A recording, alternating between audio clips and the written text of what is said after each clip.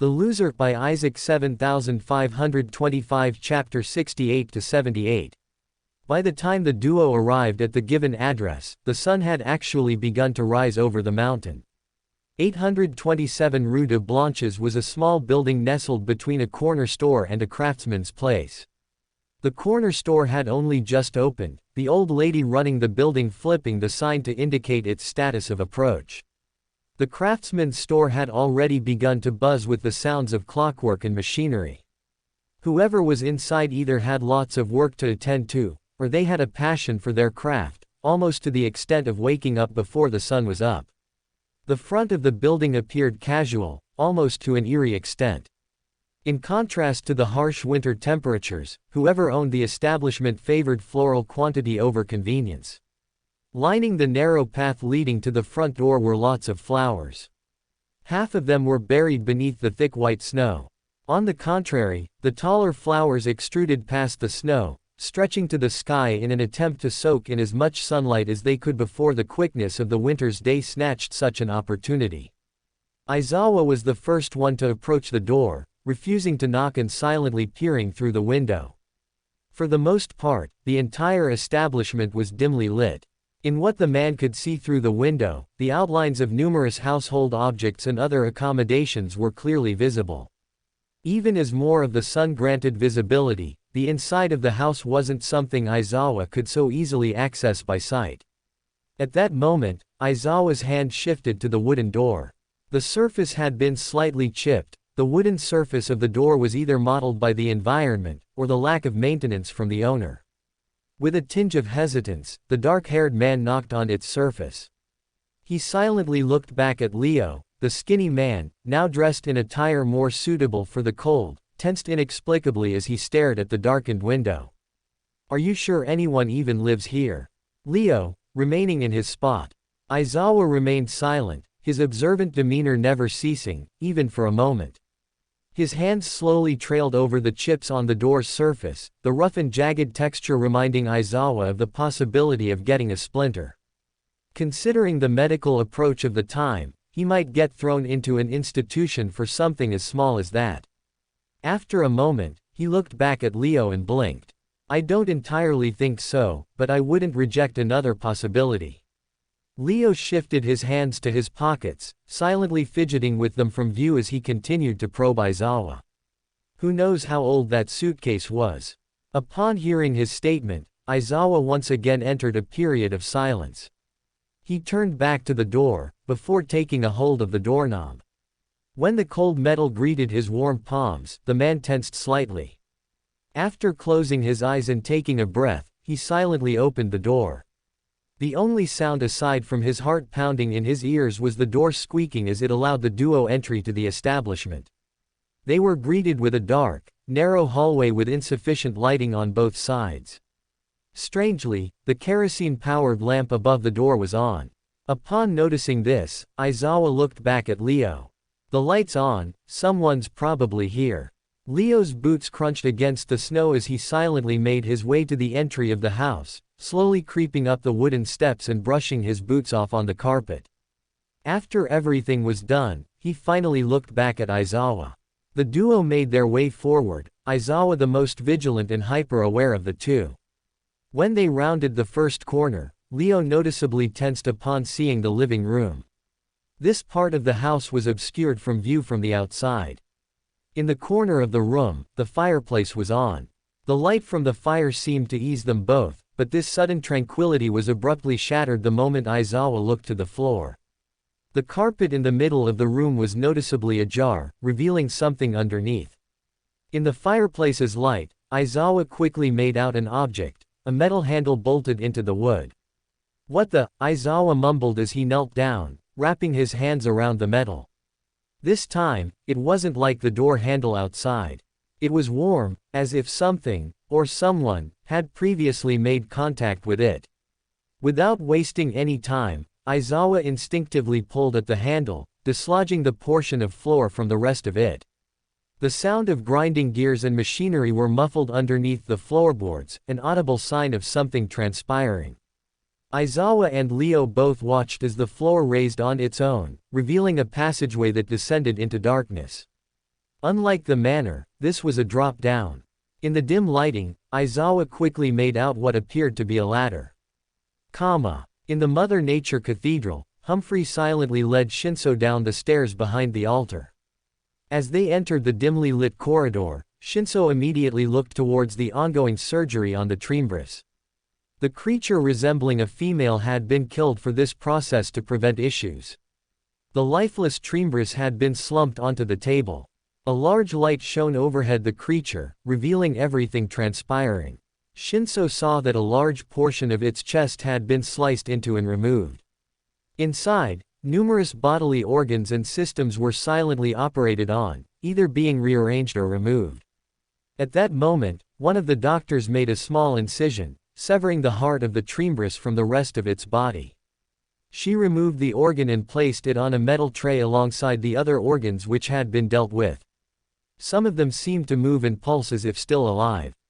Seeing this, Shinso shivered slightly. It seems surgical operations aren't your cup of tea. Humphrey teased, leading Shinso down the hallway. The indigo-haired boy swallowed the bulge in his throat and spoke up, his voice low. "What do I do to become a pollinator?" The dark-skinned man chuckled as they came to a door at the end of the small hallway. It had a dark surface with green marking inscribed into the wood. A metal nameplate hung at about Humphrey's height, with his name branded into it with an italic font. He silently opened the door and stepped aside, allowing Shinso entry.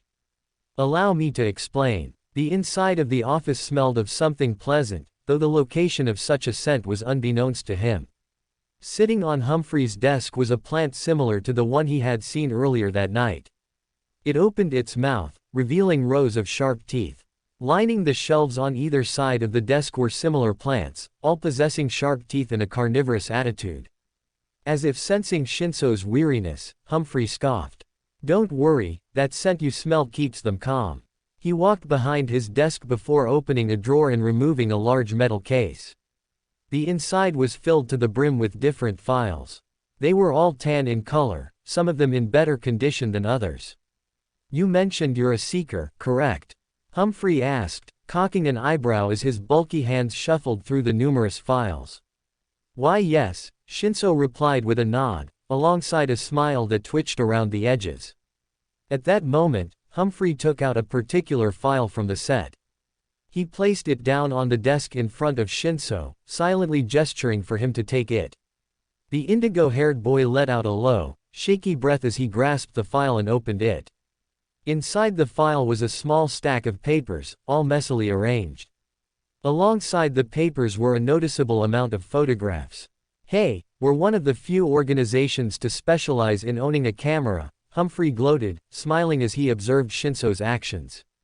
Shinso began to shuffle through the papers, his eyes scanning over the miscellaneous information scattered across what seemed to be volumes worth of information.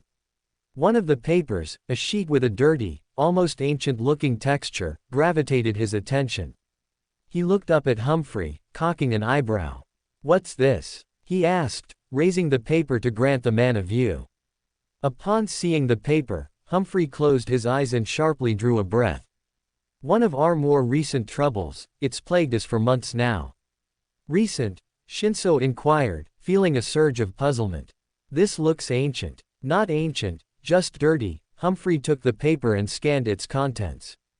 "Across the kingdom there's been a large scale of robberies, acts that even our echelons fail to properly track." His hands tightened around the edges of the paper, slightly wrinkling it. "Whoever these thieves are have been stealing everything from food, clothing, even a few potions from our stash." At that moment, Shinso's body tensed slightly. He knew well that Catherine and Carter had stolen the potions from the Mother Nature Church. But ratting them out and giving specific locations shatter any semblance of trust between the two of them and him. "Do you have any leads?" Shinso asked, leaning forward. Humphrey nodded his head, taking the file back from Shinso and looking deeper into its contents. After a few seconds, he removed a set of 2 photos. Both of them were blurry, as if taken in a frenzy. The boy took the photos and closely analyzed them. In the photos, he could faintly see the bodies of 2 of the figures. One of them was a woman with light-colored hair, a monocle on her eye, and wearing a more gentlemanly outfit. The other person was a man with freckles, his hair medium length, almost obscuring his eyes. He was clad in a casual shirt and pants more habitual of an ordinary person in the kingdom. Shinso suppressed his emotions upon closely investigating the figure's appearances. They bore a close resemblance to Catherine and Carter, but they also had some noticeable changes to their clothing and accessories. Is this some sort of disguise on their end? He looked back up at Humphrey and sighed. What makes you think they're suspects? Clarice, the leader of our division specializing in criminal investigation and photography, captured this scene shortly after a robbery was reported in that particular location. His hands rapped on the edge of the desk as he continued explaining. When we took the photos back to the cathedral, we ran a spirituality test on them, but only this one appeared positive for containing some sort of ill intent. Hearing his words, Shinso audibly gulped. You said you failed to track them down, why? You have clear-cut evidence right here. He picked up the photographs holding them up to the light. Because any form of divination fails. We can't track them down, we can't lure them out, we'll have to resort to other methods of knowing such information. At that moment, Shinso began to concentrate. His brows furrowed as he gazed into the photos, the black and white hues gradually turning brighter and more vibrant. Using his newly honed vision, he silently assessed the photographs of the duo. His eyes widened when he caught sight of the spiritual aura of the photographs. They were black, similar to the captain's aura. After quickly reverting his vision to normal, Shinso looked back to the captain and sighed. Since we can't find those criminals in the meantime, are there any things I could assist you with? Actually, yes, Humphrey clasped his hands together, looking towards Shinso with a now concerned expression. I recommend you get some sleep, you look awfully tired. Stepping out into the fresh morning sun, Shinso raised his hands over his eyes to filter it out. As he stepped down the cathedral stairs, he suddenly collided with a figure. He was sent down onto his rear, and he let out a grunt of pain from the collision. Shinso. A feminine voice called out, ringing with obvious concern. The boy lowered his hand, gazing at the figure. She had black hair tousled into a messy bun, rounded glasses, and a round face. It was Ayumi. Why you recovered that quickly? Shinso stumbled to his feet, feeling a wave of shock wash over him. Yeah, Carter and Catherine gave me a concoction after some physical training. Even Mr. Ryujin stopped by a little while earlier. That's good to hear. Shinso rubbed the back of his neck awkwardly. I heard about all the shit that happened last night, Ayumi suddenly said. How's Isaac doing? At that moment, Shinso sighed softly, his voice lowering. That's hard to answer. Why? Ayumi's brows furrowed. Today he'll either have some surgery or we'll send him to the medical place downtown. Hearing Shinso's words, Ayumi was stunned. What? The boy nodded his head. Sometime today the pollinators will head over to the apartment to ask him about his decision. What could have possibly happened to him? The boy suddenly fell silent, finding lots of trouble recalling all the details. From what I heard, he went over to some manor to babysit a kid, but he was captured and stuffed into a cocoon by some demon. Now, they have to remove the disease. Oh my, Ayumi fell silent, her hands resting in her hair as she ran them through the messy locks. Is he all right overall? Shinso stuffed his hands in his pockets, sighing softly. I believe he'll be all right on the most part. The only thing that troubles me is if he picks the surgery. Upon hearing his words, the black-haired girl walked in the direction of the apartment. I'm gonna visit him. She turned back to Shino. Maybe we can convince him that surgery isn't the best option. A small smile crept up the ends of her lips. Shinso rubbed the back of his neck and nodded his head, drawing a shaky breath. From what I've seen, Isaac can't tolerate the sight of blood. Stepping into the parterre de fleurs, the duo immediately scanned the surroundings of the lobby. The morning sun cast a warm glow upon the wooden furniture and soft cushions of the lobby. Though, some of the flowers lining the walls and decked in pots have begun to lose their vibrancy, submitting to their lack of maintenance. At that moment, the kitchen door opened, and a rather short figure walked out, their face obscured by a large stack of dishes. They stumbled over to a table, their movements lethargic as they scrambled the empty plates across the table in a neat order. After that was done, and the rest of the culinary accommodations had been properly distributed, Shinso and Ayumi could now see the figure. It was Wilfred. The moment the brown-haired boy caught sight of the duo, his dreary eyes seemed to light up. He was clad in his usual kitchen attire, a messy, stain-ridden apron accompanied by a loose shirt and pants. Under his eyes were noticeable bags, ones that rivaled Shinso's. "Go talk to Isaac, okay?" Ayumi looked back at Shinso, offering him to depart from the lobby. Shinso silently followed suit, leaving without saying a word. "You look horrible." Ayumi's voice lowered in an almost motherly fashion as she walked over to Wilfred, kneeling down. Where have you been?" the shorter boy asked, his voice containing a small tremble to it. "I just fell ill for a few days." She wrapped a hand around his shoulder, her brows furrowing. "Are you okay? You look tired." Ayumi suddenly caught sight of moisture accumulating in the corner of Wilfred's eyes. Shortly after, a small cluster of wet, sloppy tears poured down his cheek. His bottom lip quivered noticeably as he spurted out jumbled words. My brother got hurt, he's in the hospital."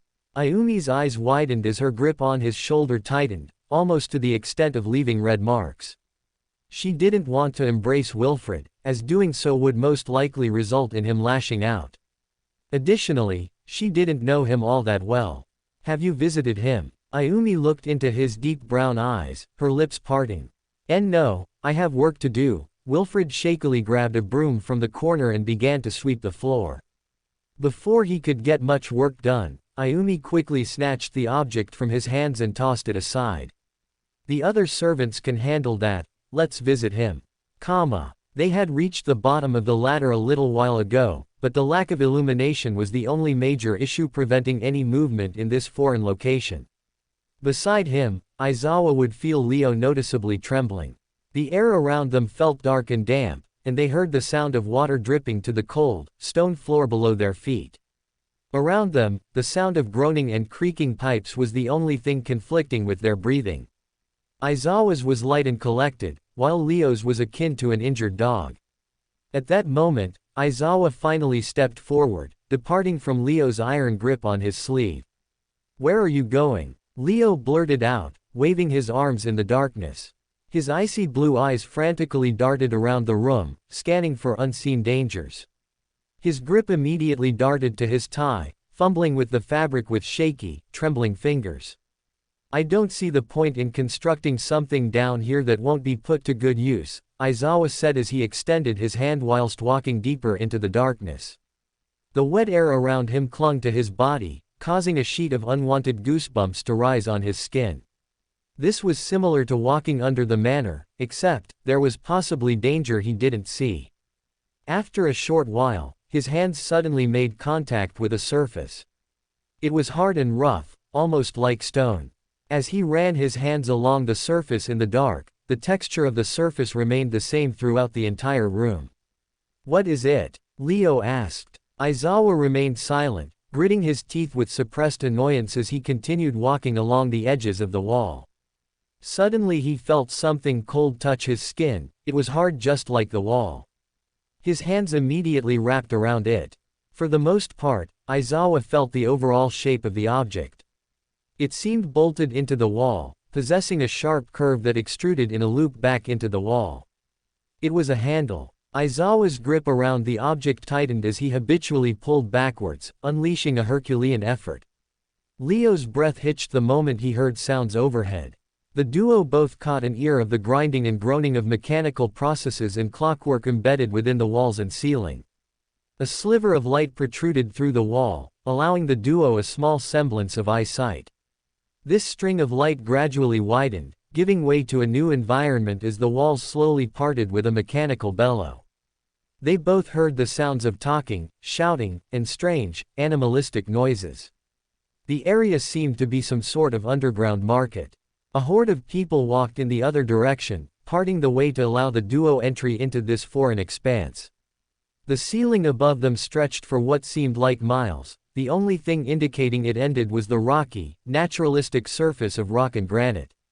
An uncountable number of cages and chains remained suspended from the ceiling, each one containing some sort of exotic, foreign animal. One of them looked like a large arthropodic organism with mixed traits of a spider and a scorpion. It crawled around the cage, letting out low squeaks and clicks as he gazed down upon the marker-goers.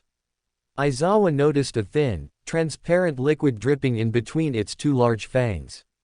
When it hit the metal floor of the cage, it sizzled and burnt as if composed of an acidic substance. Aizawa dove into his pocket and took out the small vial of liquid, holding it to show Leo. "We'll have to find the person who made this." Leo's gaze swept across the people in the market. Some of them were draped in robes, while others had their entire body exposed. Some of them didn't even look human, one of them possessing the lower half of a scorpion and the upper half of a human. He watched as this anomaly crawled out of a booth draped in dark-colored fabrics. A metal plate was suspended above the booth, with the words, "Conjoined Circus," inscribed in metal lettering. Leo took note of the trail of blood that leaked in the path of the scorpion-like man, and he couldn't help but shiver. "Stay focused," Aizawa pulled the man forward with a sharp yank to his collar. Aizawa and Leo continued forward, silently observing the various sections of this underground market. Numerous pungent and foreign odors violated their noses from a myriad of sources. One of the booths lining the path was composed of a wooden table, a butcher knife, and a large mass of jars containing the limbs of various animals. Aizawa flinched as an ear-wrecking scream permeated from another booth just across from him. The booth was a tent of dark-colored fabric, its entrance sealed shut. The man glared at the growing pool of crimson blood leaking from under the tent, crawling onto the trail. He stepped back, immediately looking at the sign suspended above the booth. "Castration booth." The man shivered, pulling his coat closer to his body as he continued walking forward. Leo remained close by his side, his trembling form looking over the horrors of this underground market. "How do you think we'll find the person who made this vial?" Leo asked with a trembling voice. At that moment, Aizawa slowly unscrewed the lid of the vial and inhaled sharply. The moment the odor of the liquid filled his nose, his vision exploded with blinding colors and shapes.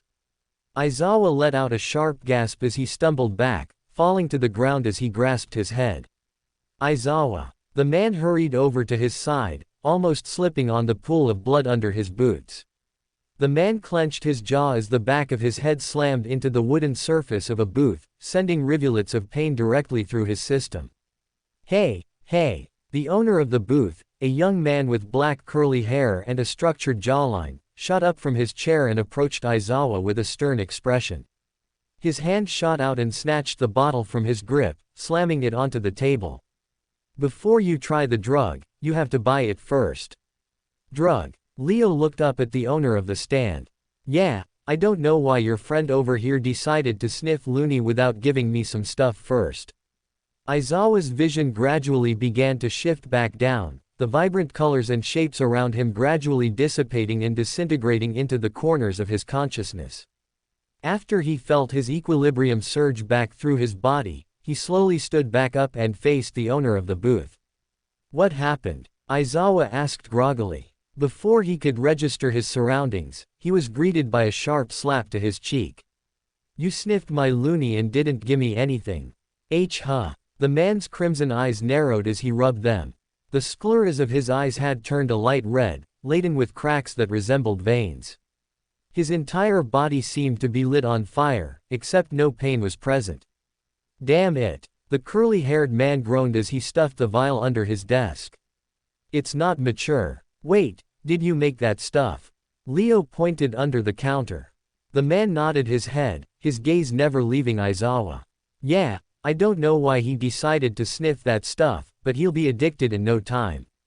We found it in my restaurant," Leo stated, placing an elbow on the wooden table. "Ah, no wonder. Scalpel always picks up my product after a bite to eat." The man folded his hands on the desk and smiled.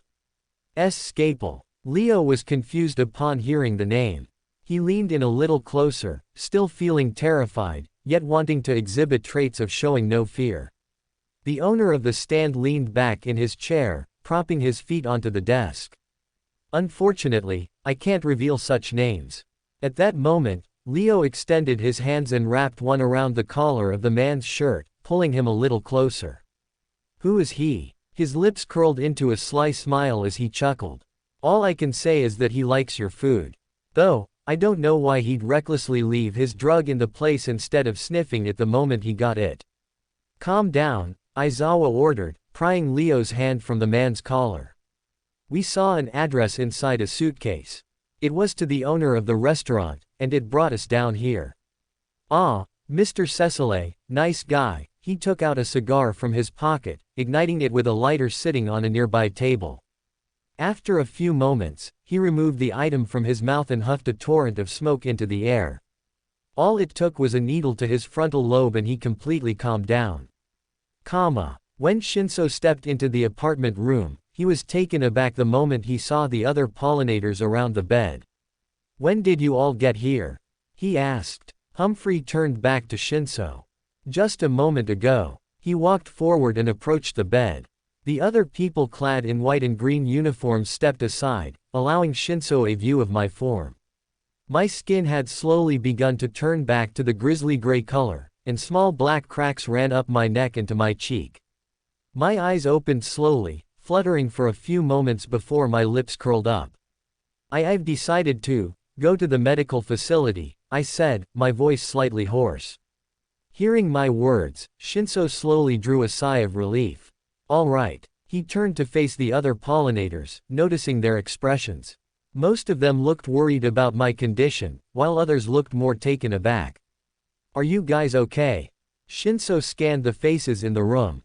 At that moment, Ms. Jasmine spoke up. I feel like we should still do the surgery.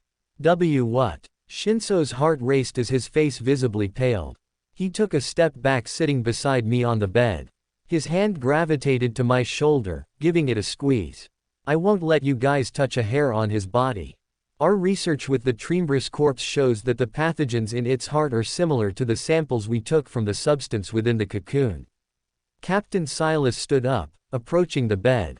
Luckily, the other individual inside the cocoon had already undergone the necessary studies and examinations in the cathedral. He shows no signs of disease contraction. So, Obero's safe. Shinso cocked an eyebrow. Captain Silas nodded. Yes. If the same stuff in the cocoon is the same stuff inside the heart, does he have the disease? The burly man nodded. We believe so. We've begun to conduct more tests on the DNA we collected. He turned back towards the others in the room, nodding silently. Prepare the transport. Wait, this early. Shinso shot up, approaching the captain.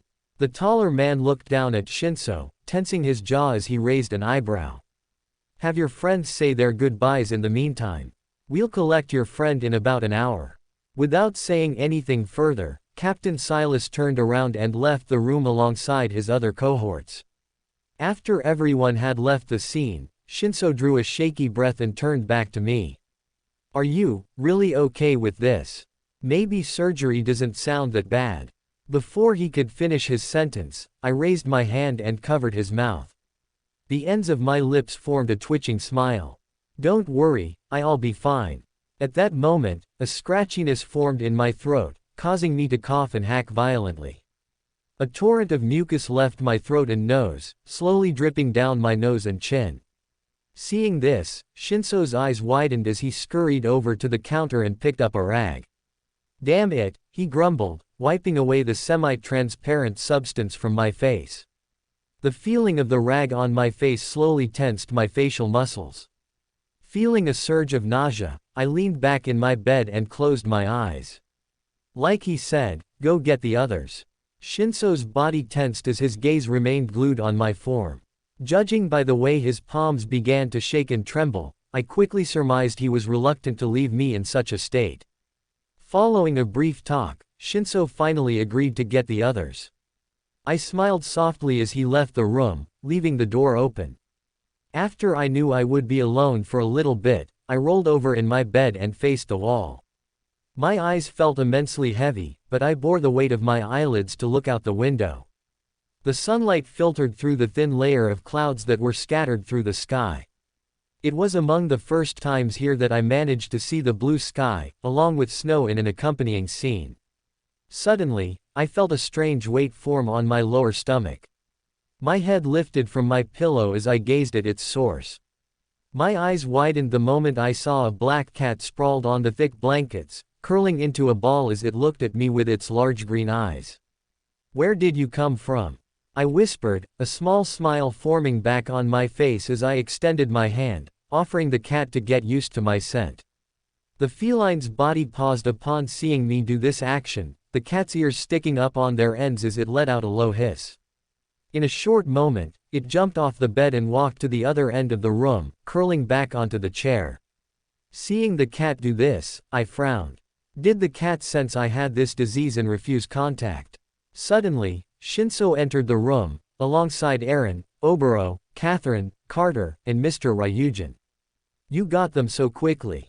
I was taken aback by the quantity of people in the small apartment room. Shinso nodded, stuffing his hands into his pockets. Ayumi, Olivia, and Aizawa had other stuff to attend to, but I'll let them know what happened to you once I see them again. Aaron smiled as he approached the bed with Oboro beside him. Isaiah didn't show up for obvious reasons. Of course, I chuckled hoarsely. Suddenly, Oboro's hand extended, groping around my shoulder. "How do you feel?" "Like shit for the most part," I groaned out, leaning back in the sheets. "That cat didn't like me very much." I pointed to the black feline lying on the chair, curled into a ball as it fell asleep. "Where'd that come from?" Catherine turned to face the cat, cocking an eyebrow. "I found it earlier today, it just followed me back here." Shinso smiled. The black-haired woman slowly walked over to the cat, kneeling down to pet it. Her hands slowly graced its black fur. The animal let out a low meow as it pressed into Catherine's grip, the small purrs it had been letting out the whole time increasing in volume and length. I heard they let the patients at the asylum walk through the medical facility as they please. Rumors are spreading that a nurse got eaten alive by a cannibal. Carter's voice lowered to a conspiratorial whisper as he leaned in to whisper. Shortly after, the man got jabbed in the side by Aaron, the man shooting him a sharp glance. "Can it with those rumors, dumbbag." Fine, the freckled man grumbled, rubbing his ribs with his elbow. "Wanna talk about it?" Mr. Ryujin sat down on the bed, his usual gentle glance focused in my direction. I mean, I don't know how long I'll be gone from everyone. Do you know if you'll get to visit me?" Hearing my question, Catherine shook her head. "Patients in the medical facility aren't allowed to talk with anyone outside the building. They could spread whatever infection or disease they have." When I took in her statement, I felt my heart bunch into a knot. That sounds lonely. At that moment, I felt Shinso's arms wrap around me in an uncharacteristically comfortable hug. Maybe if I hold on long enough I'll get the disease too. My frail arms weakly wrapped around him, my head resting on his shoulder. Hopefully that'll be the case. After a few seconds, Shinso finally broke the hug and stepped back, his lips forming a small smile. "Just don't die." Mr. Ryujin smiled at me, one of his hands resting on my shoulder. "I'm sure the medical place has people you can talk to. You may not have me, but that doesn't mean you won't be completely alone." "Why yeah," I sighed, resting my arms on my knees as I leaned forward, gazing out the window. For the most part, my overall appearance remained the same from last night. I still had the bandages over my head, the dark circles around my eyes, and I was still in Raymond's pajamas. "Though, I hope you'll get to stay in that outfit. It looks good on you." Shinso complimented my appearance, shoving his hands in his pockets. I looked down at my outfit, smiling. The pajamas were somewhat comfortable, but whenever I sweat they tended to stick to my body and cling in uncomfortable spots. After everyone had left and bid me farewell, I lay back down in my bed and sighed softly. At that moment, I felt a buzzing in my right pocket. When I investigated this sensation, I took out the blood moon charm. The chain of the necklace was pulling in the direction of the bathroom, the crimson pendant buzzing erratically. Suddenly, a small object flew out of the bathroom, landing on the bedside dresser with a metallic clank. It was the whisper wishing bone. My hands reached out and grabbed the object, stuffing it into my pajama pocket. Shortly after, the door opened once again. I saw both Captain Silas and Ms. Jasmine entered the room, looking at me with serious expressions. Please don't tell me you get carsick. Welcome to Fanfic Audiobook, your go-to place for immersive audiobooks. If you enjoy the content, don't forget to like the video and subscribe to our channel for more amazing stories. And please support the author by link in description. G'd with severe embezzlement with funds from numerous companies in the city. The stolen funds had been discovered and redistributed, but the names of the companies won't be listed for the sake of public safety and to gradually simmer tension among management empires. We also learned that he has a son, Alonzo Cecile, who was suspected to be working alongside him in his businesses, but his whereabouts and current position are unbeknownst to all at the moment. He looked back up at the curly-haired man, slamming the newspaper back onto the counter. He has a son. He nodded, pointing at himself. You're looking right at him. In the next half a second, Aizawa leapt behind the table and pinned the man to the floor, securing his hands behind his back. Know anything about this? Aizawa grabbed the suitcase and pulled it down to the floor, pressing it against Alonzo. At that moment, the man nodded his head. That's where my father received his medical treatment. And that address, that's the home of the owner of the Maison de Santé Asylum. So, you manufactured the drug that was found inside your father's restaurant. And he was given a suitcase by the asylum containing peculiar items. Alonzo nodded. Yes. You also mentioned something involving his frontal lobe, mind elaborating? The curly-haired man nodded his head. It's called a lobotomy. He writhed a little in Aizawa's grip, but upon realizing his efforts were futile, he surrendered and continued explaining. It's a rather controversial medical practice designed to destimulate a person and calm them down to almost unsettling levels. Calm him down, Aizawa mumbled under his breath. He thought back to the incident inside of Sanson's office, where he watched the man undress and commit suicide with a needle. He seemed calm, but I watched him frantically murder himself in cold blood. Aizawa pressed his foot down harder onto his back.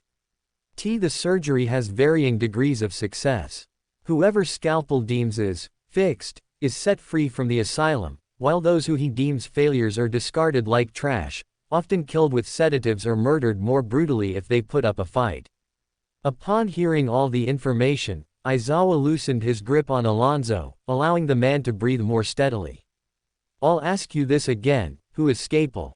Leo watched the entire scene, frozen in place. His icy blue eyes remained fixated on the curly-haired man lying on the dirty ground. Alonzo slowly let out a long sigh, allowing the air to flow back into his lungs and grant him more stability. He looked back to Aizawa, rolling over onto his back as he smiled, the corners of his lips twitching slightly. You'll find him where you'll find the wine. Aizawa quickly registered his words, recalling Sanson's words back in his office. The wine he and Olivia had drunk was manufactured by the Maison de Santé Asylum, and he stated that he received it from the underground market. If the same person who made the wine also wants the drug that was found within the restaurant, which was being made by Alonzo, he'd most likely be down here, eager to get another hit of the product. He's down here, isn't he? Aizawa's voice lowered as he reached down and grabbed Alonzo, prompting the man back to his feet. The man's knees buckled slightly, his body leaning forward onto the table as he caught his breath. Do you have breathing problems? Leo asked, his voice laced with concern. In a way, I do, Alonzo replied, his voice now hoarse. At this moment, he pulled out a small object from his pocket. It looked like a tube connected to a box. He put the tube to his mouth and inhaled deeply. This allows me some proper airflow. The air down in the underground market isn't the best kind to breathe in on a regular basis. After putting the box back inside his pocket, he continued with a chuckle. Hey, half the crooks down here talk like they've inhaled an entire fire pit of smoke and chemicals. So our culprit must also have these breathing and voice issues, Aizawa deduced, running a hand through his black stubble. Most likely. Leo instinctively raised his high collar over his nose and mouth, breathing in deeply. And to think my boss was lobotomized by this Scalpel guy. The transport vehicle was an ordinary-looking black carriage, the type I'd usually see being pulled by horses down the snow-covered road. The only distinguishable difference from the others was the plow-like structure in the front, designed to move snow aside as it made its way down the road. Shinso had stopped by my room one more time before I departed, wrapping me in a tight hug and sniffing my hair. The funny thing was the fact that he said he'd never smell my hair like this ever again. Sure, I didn't know what that meant, but I'm sure it wasn't ominous or foreboding. Captain Silas and Ms. Jessica escorted me into the transport carriage. The inside had fabrics reminiscent of the robes of the pollinators, which I guessed was merely for aesthetics. After I got myself situated, I was given another cup of tea, in the form of a small shot-like glass. This was to ensure my mental situation wouldn't fluctuate as the carriage began to move. As the apartment gradually left my view, I turned out the window and noticed Shinso standing on the stone sidewalk, his hands stuffed into his pockets as he watched the carriage depart. I turned back and rested my head on the backrest, sighing softly as I attempted to fall asleep. My eyes slowly fluttered closed, but Captain Silas's voice roused me from my half-slumber. "When we get there, you'll receive your garments. Change in the lavatory and we'll escort you to your conditioning." "Conditioning?" I asked, feeling wary and puzzled. The man with black hair looked back at me, his expression remaining solemn. "A series of simple tests and medical examinations to determine your position in the medical facility. If you didn't know, you'll be placed in the wing closest to the asylum quarters, possibly inside a wing with the patients." Hearing his words, my heart ran cold in my chest. I was going to be near crazy people. The words seemed caught in my throat, unable to release, so I remained silent the rest of the trip. Gradually, the buildings outside the carriage depleted in number and height, slowly worsening in condition until we reached an area reminiscent of the industrial district of the kingdom. Smokestacks stretched as far as the eye could see, pumping a constant trail of thick, black smoke into the air. A myriad of different smells violated my nose even through the windows of the carriage. I noticed a dog scurry to the other end of the road, barely missing our carriage. Its ribs were prominent, a telltale sign it hadn't been eating. "Everything here looks so miserable," I commented, pressing my hand against the window, causing a small smear of my handprint to quickly surface. The duo in the front seats didn't comment, looking ahead with indifferent expressions on their faces. Soon, the carriage came to a halt in front of a large, stone building resembling a castle. All of the windows were dark from the inside, allowing no one to view the building's interior from any angle. It was a contrast to the other buildings in the kingdom, giving off an sullen, almost maleficent aura from outside. Lining the entry into the asylum were neatly trimmed plants. The stone path to the building branched off in the middle to give way to a water fountain that had been turned off for the winter. There was a small flight of steps, accompanied by pillars on the side, that led to the large front doors, which were made of dark wood with handles that seemed shaped like malevolent spirits. In the time in the carriage, the clouds had conquered the sky, bracing to let down their usual torrent of snow. At that moment, Captain Silas stepped out of the carriage and made his way towards me. This time, he wrapped a piece of cloth around his mouth and nose before opening the carriage door, a habit he hadn't exhibited earlier. "Why that?" I asked, glaring at the dark-colored cloth on his face. His deep eyes that resembled unending pools of murky water were locked on my form as I made my way to the door. Before I left, I had actually been changed into my black coat, vest, and cravat, making me appear like a noble boy rather than a medical patient. It was almost like the duo preferred perfectionism over convenience and well-being. We silently approached the front door, Captain Silas's hand on my shoulder in an uncomfortable embrace as he used his other hand to knock on the heavy doors. The wind blew around us, whispering in our ears for a few moments. Snow had begun to gently fall from the sky, a stark contrast to the storm of last night. Shortly after, the doors opened, and a woman with red, curly hair and a sharp face looked down at us. Her eyes flickered with something I couldn't read the moment she caught sight of my gray skin and black cracks all over my body. "Ah, we've heard about your arrival," she said, bending down to look at me. What made me uncomfortable was that she wasn't much taller than me, so regular face-to-face conversation would have been more appropriate. Her lips curled into a gum-branding smile as she extended her right hand, which trembled slightly. I hesitantly shook her hand back, smiling softly in return. Enough with the formalities, where's the changing room? Captain Silas asked, his voice carrying a no-nonsense tone. The woman with red hair flinched slightly as if sensing some unseen danger. She quickly stood back up and adjusted her nurse's attire, before pointing down the hallway.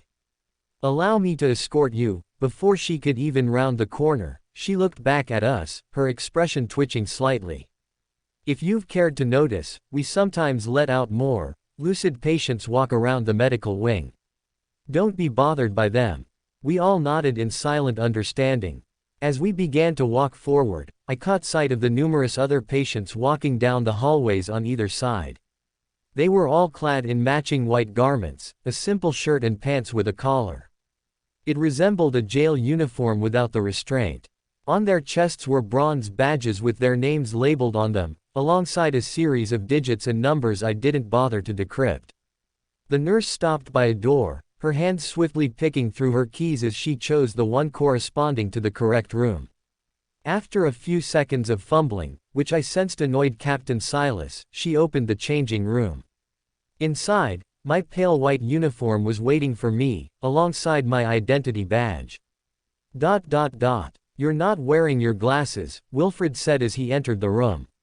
Raymond was situated in a medical bed. The lower half of his abdomen was wrapped entirely in thick, white bandages that were visible through his partially unbuttoned pajama shirt. I don't really need them to see, they're simply cosmetic, Raymond said with a twitching, weak smile.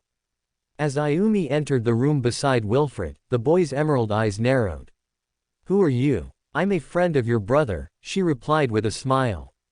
Upon hearing her statement, Raymond's nerves seemed to gradually weaken. He leaned up in his bed, prompting an elbow onto the desk as he reached for his mug of now cold tea. After sipping for a short while he put it back down and faced the two. You cared enough to visit. His lips curled into a smile, an almost mischievous one. You're my brother, why wouldn't I? Wilfred replied, sitting down on the foot of the bed, his sunken eyes never leaving Raymond's form. I thought you'd condemn yourself to sweeping the floors all day like the servant you are. Raymond leaned back in his bed and chuckled. That's mean, apologize you damn bastard. Ayumi took a defensive step forward, offering Wilfred a gentle smile.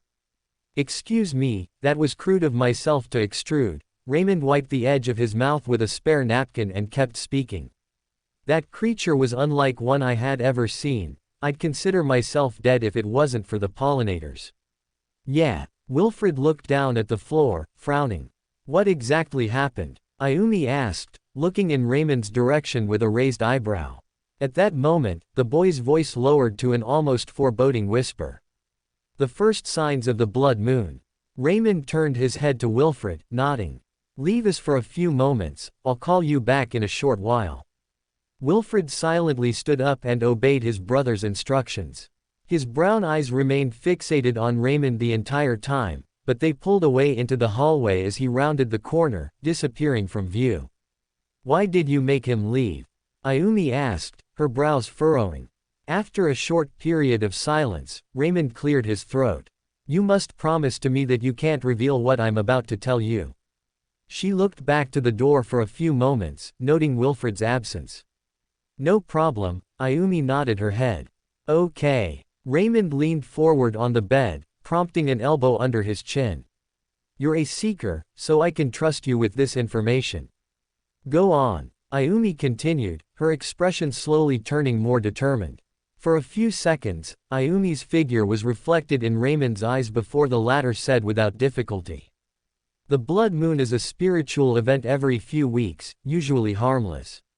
This time, the aura of something in this kingdom is prompting the spirits and malevolent existences to rise up and wreak havoc on a larger scale.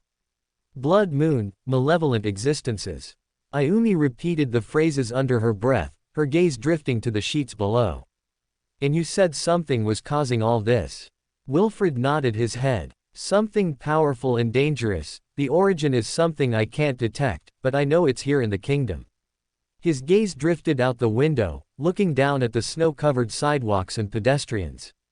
The Treenbris is a creature this kingdom hasn't seen in decades. It only came here because of whatever power is inside the kingdom. After you recover, do you think we'll be able to find whatever this existence is? Ayumi asked. Raymond looked back at her and shook his head. I can't trace its location, neither can the pollinators. If they could, it'd be apprehended and brought to justice by now. After stepping out of the changing room wearing my loose white garments, Ms. Jasmine and Captain Silas were standing in the doorway with stern expressions. The outfit I was wearing was loose and large on my frame, the sleeves barely danged past my wrists, and the hems of the ankles pulled on the cold floor beneath me. Luckily, the outfit also came with a pair of stiff, thin slippers I could wear over my feet. I adjusted the collar as I stepped out into the hallway, before looking up at the taller man. His black hair seemed to shield his eyes from view, but I could clearly tell he was boring down at me. Ms. Jasmine's hair was tied into a bun above her head. The medical wing is down this hallway, the red-haired nurse said with a smile as she escorted me and the duo down the chambers. Above our heads, the lights from the gas lamps flickered every once in a while, casting complicated and foreboding shadows onto the floor below. The walls of the medical facility were made of wood, but the floor was composed of an icy cold mix of marble and stone. In the air, I could smell the almost overwhelming aroma of stimulants and chemicals, which I guessed were either depressants or sedatives for more troubling individuals within the building.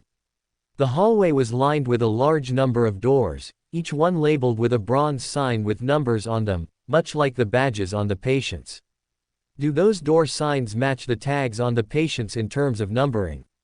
I asked, looking towards the nurse. She looked back at me and nodded, her expression slowly turning more serious. Indeed, if you look down at your own badge, you'll find your room is on the second floor. At that moment, I looked down at my own badge. Unlike the bronze of the other tags I've seen, mine was made of silver. Mine's different, I noted, cocking an eyebrow. Indeed, that's the labels of the second floor patients. But I warn you, we tend to keep our most complicated patients on that floor, in the same wing you're designated in. Sounds like you're putting the boy in danger, Captain Silas's voice lowered.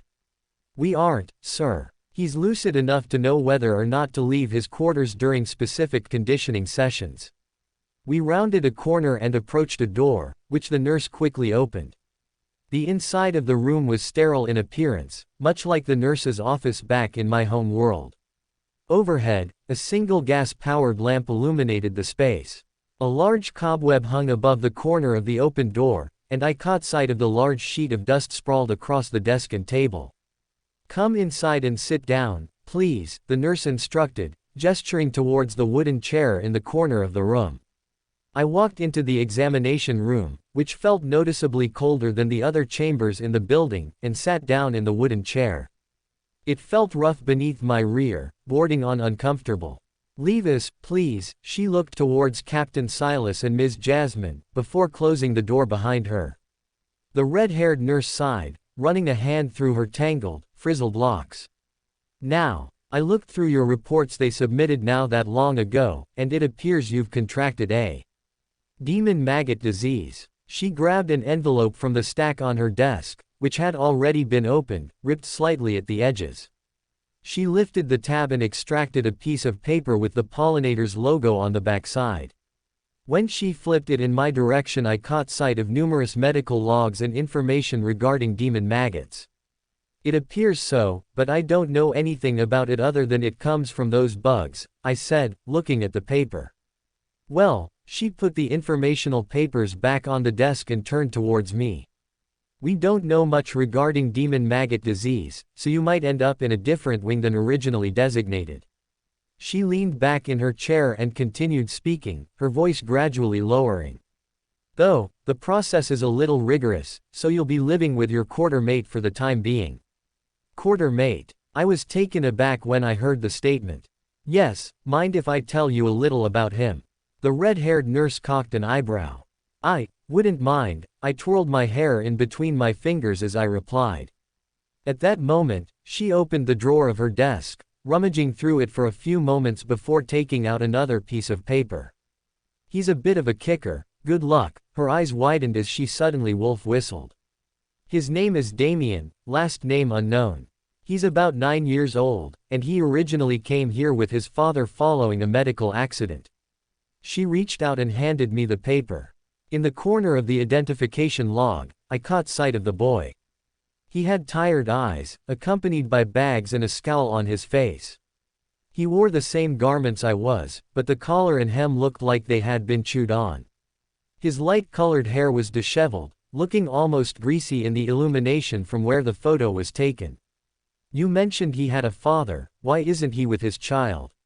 I asked, looking up from the paper and at the attendant. Suddenly, she froze. Her hands wrapped around the edges of the desk as she let out a shaky sigh. His father disappeared 2 months ago without explanation. When we asked him, he said he had no idea what happened. Oh. The room fell silent for a few more moments before I swallowed my saliva and continued speaking. Is he the dangerous type of patient? He looks like he'd bite my head off. The red-haired nurse took back the file and shook her head. He just had temper issues, but he's never actually hurt the doctors or nurses attending to him.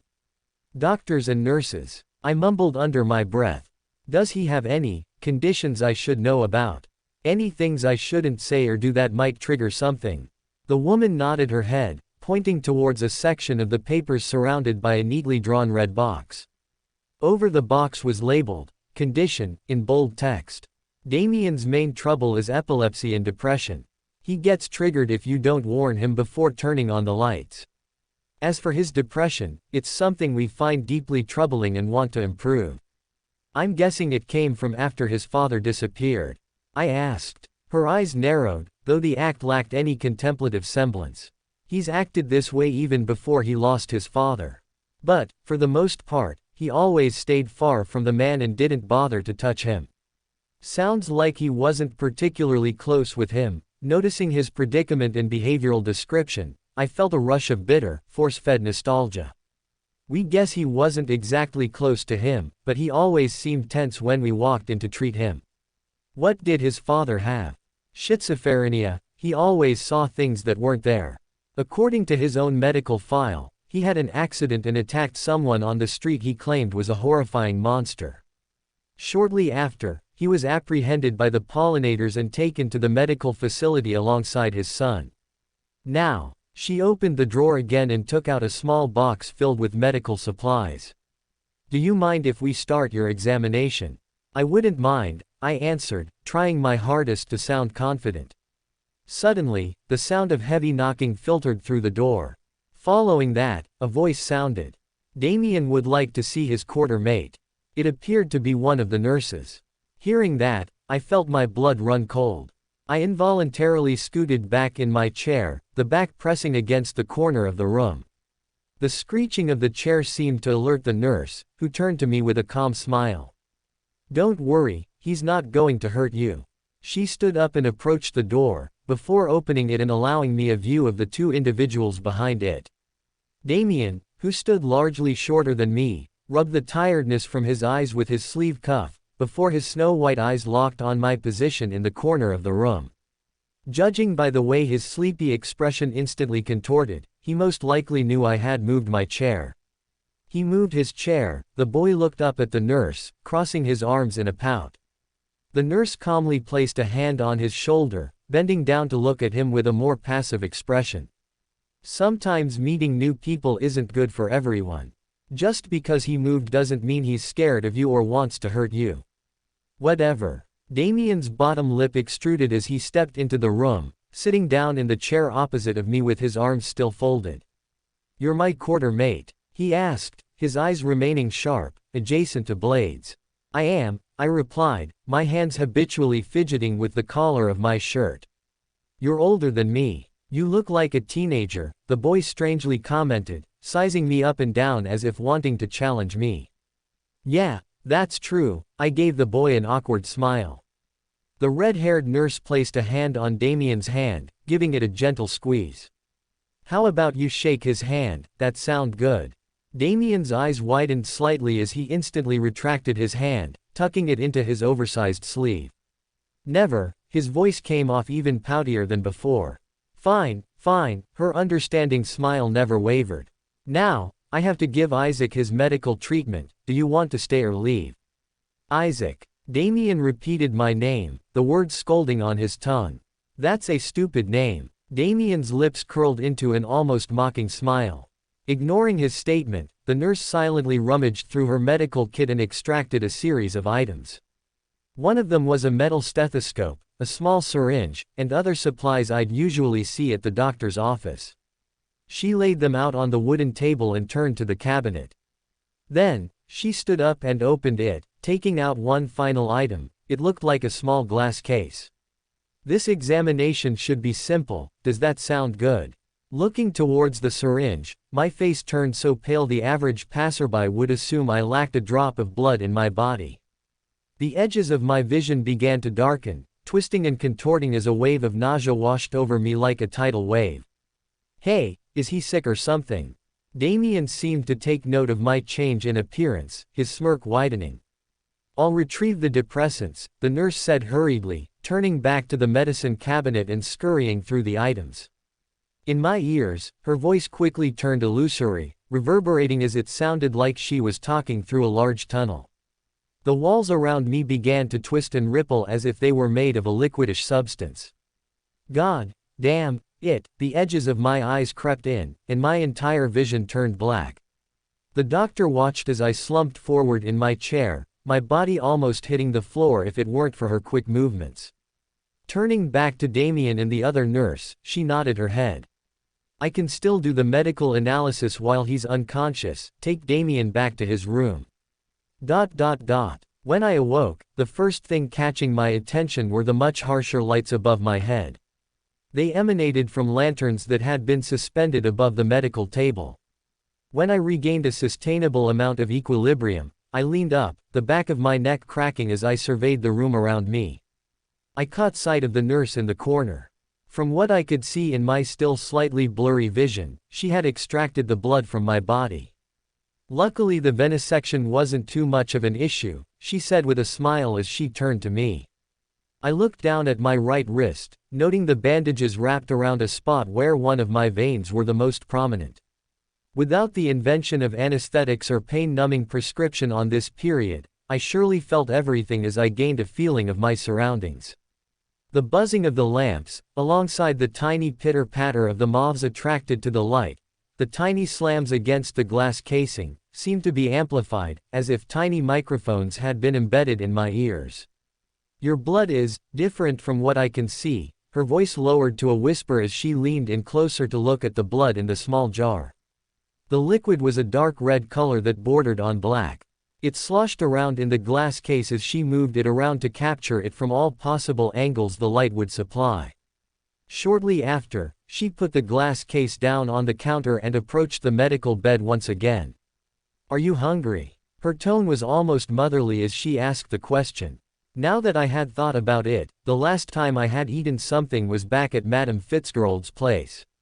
With the injury I had sustained to my head, alongside how poorly I already felt, a meal would be a rapture. That would be nice, thank you, the ends of my lips curled into a fragile, trembling smile. I tried my best to appear and come off as polite to the nurses, but the muscular effort of smiling like I was doing right now would surely rip my face apart from underneath. Hearing my response, the nurse smiled softly as she stepped back from the bed. Without saying a word, she opened the door and left the room. After I verified I was alone for the most part, I slumped back on the bed and tried to roll over onto my back, but my entire body seemed unable to move. I had fainted when I saw blood in the past, but this time made me feel entirely like shit. Damien's rude remarks didn't help much either. Stay in true to your name, dumpster boy. An instantly familiar voice called out from the corner of the room. I shot up, the unusual burst of energy quickly fading as the nausea washed back over me. I slumped back in my bed, my head crashing against the pillows. In the lantern's light, I made out a figure standing in the corner of the room. His skin was a ghastly gray color, and a pair of large horns protruded from his messy black hair. The demon's tongue was forked at the end, and his body was abnormally muscular. The demon pretending to be my father approached the bed, before extending his arm and grabbing a tight hold of my hair. His grip only tightened as he lifted me up off the bed, glaring into me with his fiery crimson pupils. First your little umbrage leaves you to rot, and you pass out again and make a fucking fool of yourself. His voice came off as a bitter sneer, his acidic spit stinging my skin. The room around me faded away, replacing itself with the barren landscape of before. Just then, the demonic figure dropped me to the ground. I let out a low grunt as my back was slammed against something sharp. When I looked below my body, I saw that the ground was littered with countless skeletons and skulls, which stretched as far as the eye could see. The clouds above me were dark and dreary, churning down crimson lighting which clashed with the ground and caused torrents of dust to explode upwards like a dry and hazy battlefield of elements. The air smelled like rotting flesh, dry soil and death. At this moment, the demonic tyrant sat down on his throne, perching his elbow onto the armrest. Beside the throne was his sword, which dazzled with a malevolent crimson energy that seemed to amplify my sense of fear and dread. My heart remained pounding in my chest as this deadly scene spread in all directions, ebbing with desolation and decay. "Like what you see?" he asked, his lips curling upwards into a thorny, bitter grin that bore the entirety of his ink-black gums and rotten, gold-hued teeth, which were laced with cavities. A pair of ink-black, devilish wings spread from his back, extruding in both directions beside his body. Each of them were about 6 feet from end to end. This isn't real. I grabbed the ends of my hair, closing my eyes tightly as I began to mumble to myself. "But it is, this is what you're meant to become," the demonic tyrant sneered, his tone acidic and degenerative like the landscape around us. Suddenly, iron-black pillars shot up from the ground below, casting the bones and dust into the air like a macabre tornado. The howling of the putrid wind gradually faded as the entirety of my surroundings went dark. The carpeted floor beneath my feet took shape as I collapsed forward. When I opened my eyes, I found myself back in the throne room. "Shut up," I mumbled, looking in the direction of where the demon was once perched on his throne. How it was like he had never existed, my mindscape having banished him away. I caught sight of a small object in the center of the throne room. It was the night vanilla candle I had failed to divine. It was that object that caused the umbrage to leave me, it was this object that caused all these events to happen to begin with. Feeling a surge of anger, I stood up and approached the candle, the nausea and achiness of my limbs now having disappeared. My blood was boiling, threatening to spill through my eyes and nose.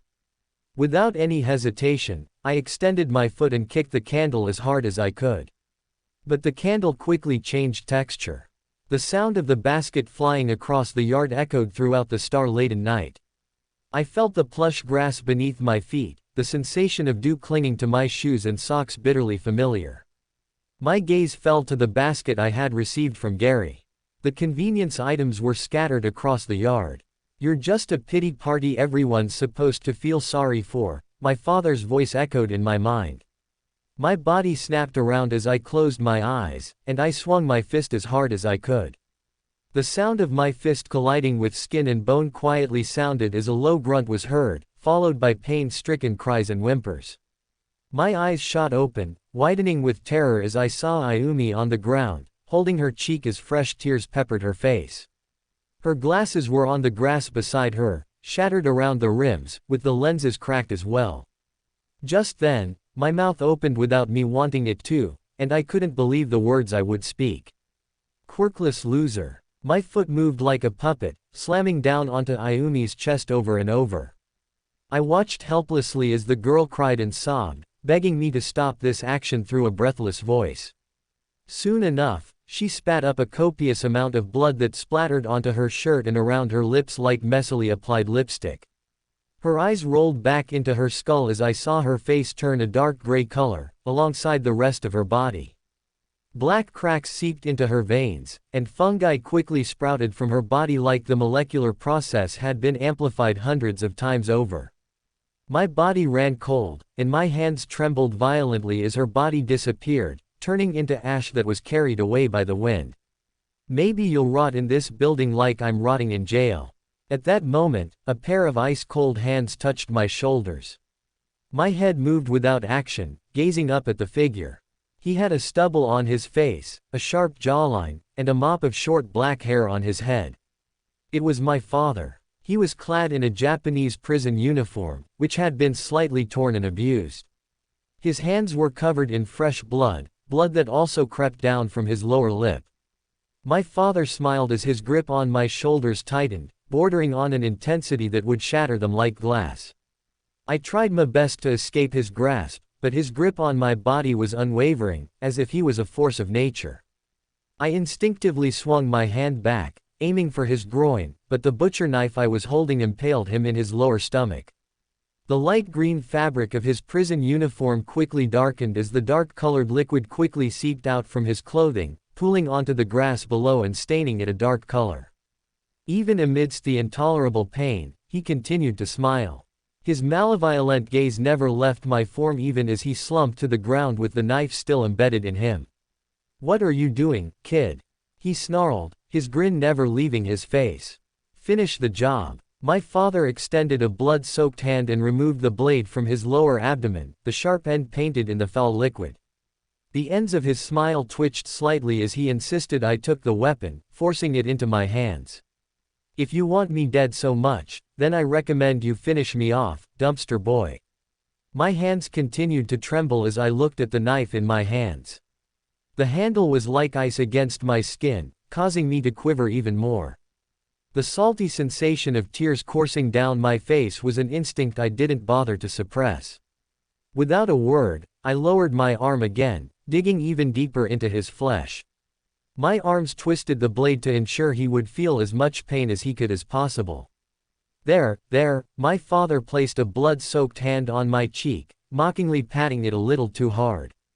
Just then, my surroundings dissipated as I opened my eyes again, the harsh lantern light of the medical room filtering out any other sensations. I instinctively raised my hand to my cheek, feeling for blood. But I only felt my warm skin. There wasn't a drop of blood to be felt or seen. The door to the room opened, and the nurse entered the room with a smile. "I have some food for you." I looked at the nurse, sighing softly. "I'm not hungry." Within the depths of the Seraphis Kingdom underground market, Aizawa and Leo were hunched behind an unassuming market stand, one that also sold unassuming products. Or, at least, human limbs were unassuming down here amidst the other horrifying things they've encountered.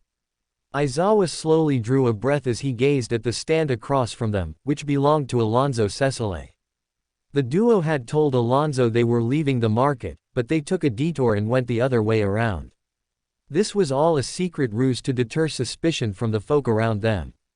The man with curly black hair remained still, leaning leisurely on the side of his market stall with a calm, almost unassuming expression. In his left hand, he clenched a leather book, while in the right, he had a sum of gold coins from his accumulated purchases. Soon enough, a figure, draped in a dark-colored robe, walked over to the market with their hands from view. Their cloak bellowed behind them as they came to a halt in front of the market stall. Alonzo's eyes flickered with interest as he began to spark conversation with this individual, asking them about the weather on the surface, the current prices of food and leisure items, alongside other tidbits anyone would hear. Aizawa remained silent the entire time, his gaze fixated on the robed individual. Their conversation seemed to stretch for eons, but, eventually, he received his drug and was sent on his way. It was at this moment when Aizawa leapt from the shadows and lunged at the cloaked figure. The unknown figure stumbled back from this sudden interruption, falling onto his rear. From underneath their hood, Aizawa spotted a pair of dazzling crimson eyes. "What are you doing, you mug?" A young, female voice called out from underneath the cloak. It was at this moment when Aizawa's face flushed a deep red, much like the woman's eyes. The surrounding people in the market all turned to look at him, their expressions furrowing and contorting in both curiosity and concern for the woman. Who knew the people who bought the most unorthodox and uncanny of items would have a tint of empathy in their hearts? Aizawa stepped back a few feet, raising his arms in defense. "I apologize. You must be drunk or something. Do you have an ounce of decency in your body? She gave Aizawa another sharp glance as she stood to her feet, wiping the dust off of her dark-colored cloak. Before Aizawa could answer honestly, he caught sight of something peculiar. The woman's left eye flickered a yellow color, and her unnaturally silky and smooth cheeks shriveled up a little like fruit that had been left in the sun too long.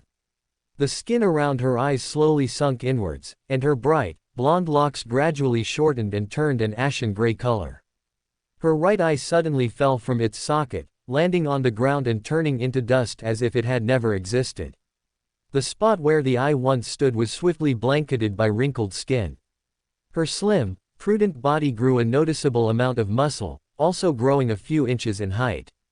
What revolted Aizawa the most was the changes in her lower regions, the reproductive organs quickly changing. Aizawa watched in horror and grotesque curiosity as her body changed, taking the form of an older man with one functioning, yellow eye. Isaiah Walls. Aizawa tried to take a step forward, but his body remained rooted in place. At this moment, Isaiah lifted his right hand, twisting his fingers in a myriad of cryptic and unorthodox positions. Aizawa's body suddenly began to move on its own. He took a step back, falling backwards and collapsing into a market stall, sending a flurry of glass jars into the air and shattering on top of him. He watched, his face as pale as the snow outside as his right hand reached out, grabbing a noticeably jagged and large piece of shattered glass. His hand clenched around the glass, sending fresh rivets of pain coursing through him as it cut deeply into his skin, dark, crimson blood seeping through his fingertips and down his forearm. Aizawa abruptly bit his tongue, suppressing the urge to cry out in pain. But the violent scene didn't end there. Isaiah moved his hands again, causing Aizawa's other hand to reach out to a jar of black, wet, and writhing creatures inside a broken jar. He only regretted what they were the moment he took a hold of one of them. They were leeches. The cluster of leeches writhed in his palm as he slowly brought his palm to his lips, which he had slammed shut in silent, defiant protest of the vulgar deeds he was being forced to commit. Isaiah's lips curled up further as he twisted his hands again, forcibly prying Aizawa's mouth open.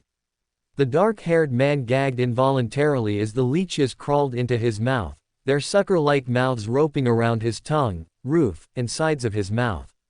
Before Isaiah could conduct any further actions, a swift punch from Leo disorientated him. Aizawa suddenly felt his limbs regress from their state of numbness, but the blistering pain in his right hand was a constant thorn in his side.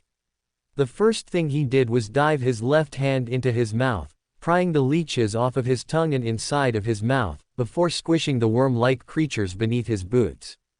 Leo landed a swift kick to Isaiah's jaw, yanking his head back in a sharp recoil. While his opponent was disoriented momentarily, Leo grabbed one of the jars which was still partially intact, before raising his arms in an act to smash it over Isaiah's head. The older man recovered his state of balance in time to move backwards and conduct another gesture. Leo's body suddenly felt as if it had been struck by lightning, turning cold and stiff. His heart sank to his toes as the arms above his head quickly betrayed him, dropping the glass jar onto his head, which was filled to the brim with spiders. The arachnids quickly scattered across the market, causing Leo to close his eyes tightly and turn pale. Taking notice of this, Isaiah swiftly snapped his fingers. Shortly after this, a cluster of spiders turned around, their small, pebble-like eyes turning a shape of light purple. They all swiftly crawled over to Leo, making their way up his body and directly into his mouth. Leo felt the spiders moving inside him, their small legs like tiny needles on the soft, sensitive skin of his mouth and throat. Isaiah clenched his fist, causing the small spiders to begin doing something. The spiders inside his mouth quickly crawled to the top of his throat, raising their abdomens and unleashing tiny trails of silk. Slowly but surely, Leo felt the air gradually leave his body as the spiders weaved a network of silky cords and web work to the extent of completely blocking airflow. His pale face bordered on white as his eyes rolled back in his head, his body giving erratic and puppet-like ministrations as he collapsed to the ground, lifeless and slumped. Shortly after, the torrent of black arachnids spilled from his mouth, crawling away into the depths of the market. As they moved, the ongoing crowd parted to make way for them. Some watched in pale disgust, while others seemed enraptured by the display. Aizawa swiftly turned his head to look at Isaiah, but the man in the dark cloak had already disappeared. He suddenly caught sight of something on the ground. It looked like a small silver card. But, for the most part, his attention was focused on the horrors that he had seen Leo endure. He rushed over to Leo, prying open his mouth, which had now been sealed shut by the spider silk. Moving with haste and refrained disgust, he tore through the silky threads obscuring his airways. After validating that the man could now breathe properly, he immediately pressed both of his hands above his heart, before repeatedly pressing down in 1-second intervals. "Come on, damn it," Aizawa mumbled under his breath, his teeth gritting as he continued his operation on Leo's unconscious body. The red-haired bartender suddenly coughed hoarsely, his body shooting upwards as he clenched his throat with trembling hands. His pale face gradually returned to its regular red state. "Get them off of me. I hate spiders," he cried out, his hands immediately and rapidly trailing across his body, itching at the non-existent spiders that crawled throughout his skin and body. It was only the sharp slap to his face that roused him from his distressed state. "There's no spiders, calm down," he ushered, his voice low and collected, a contrast to the sharpness he had just given him. Once he knew that the man could operate on his own, his gaze shifted to the silver card sitting on the ground.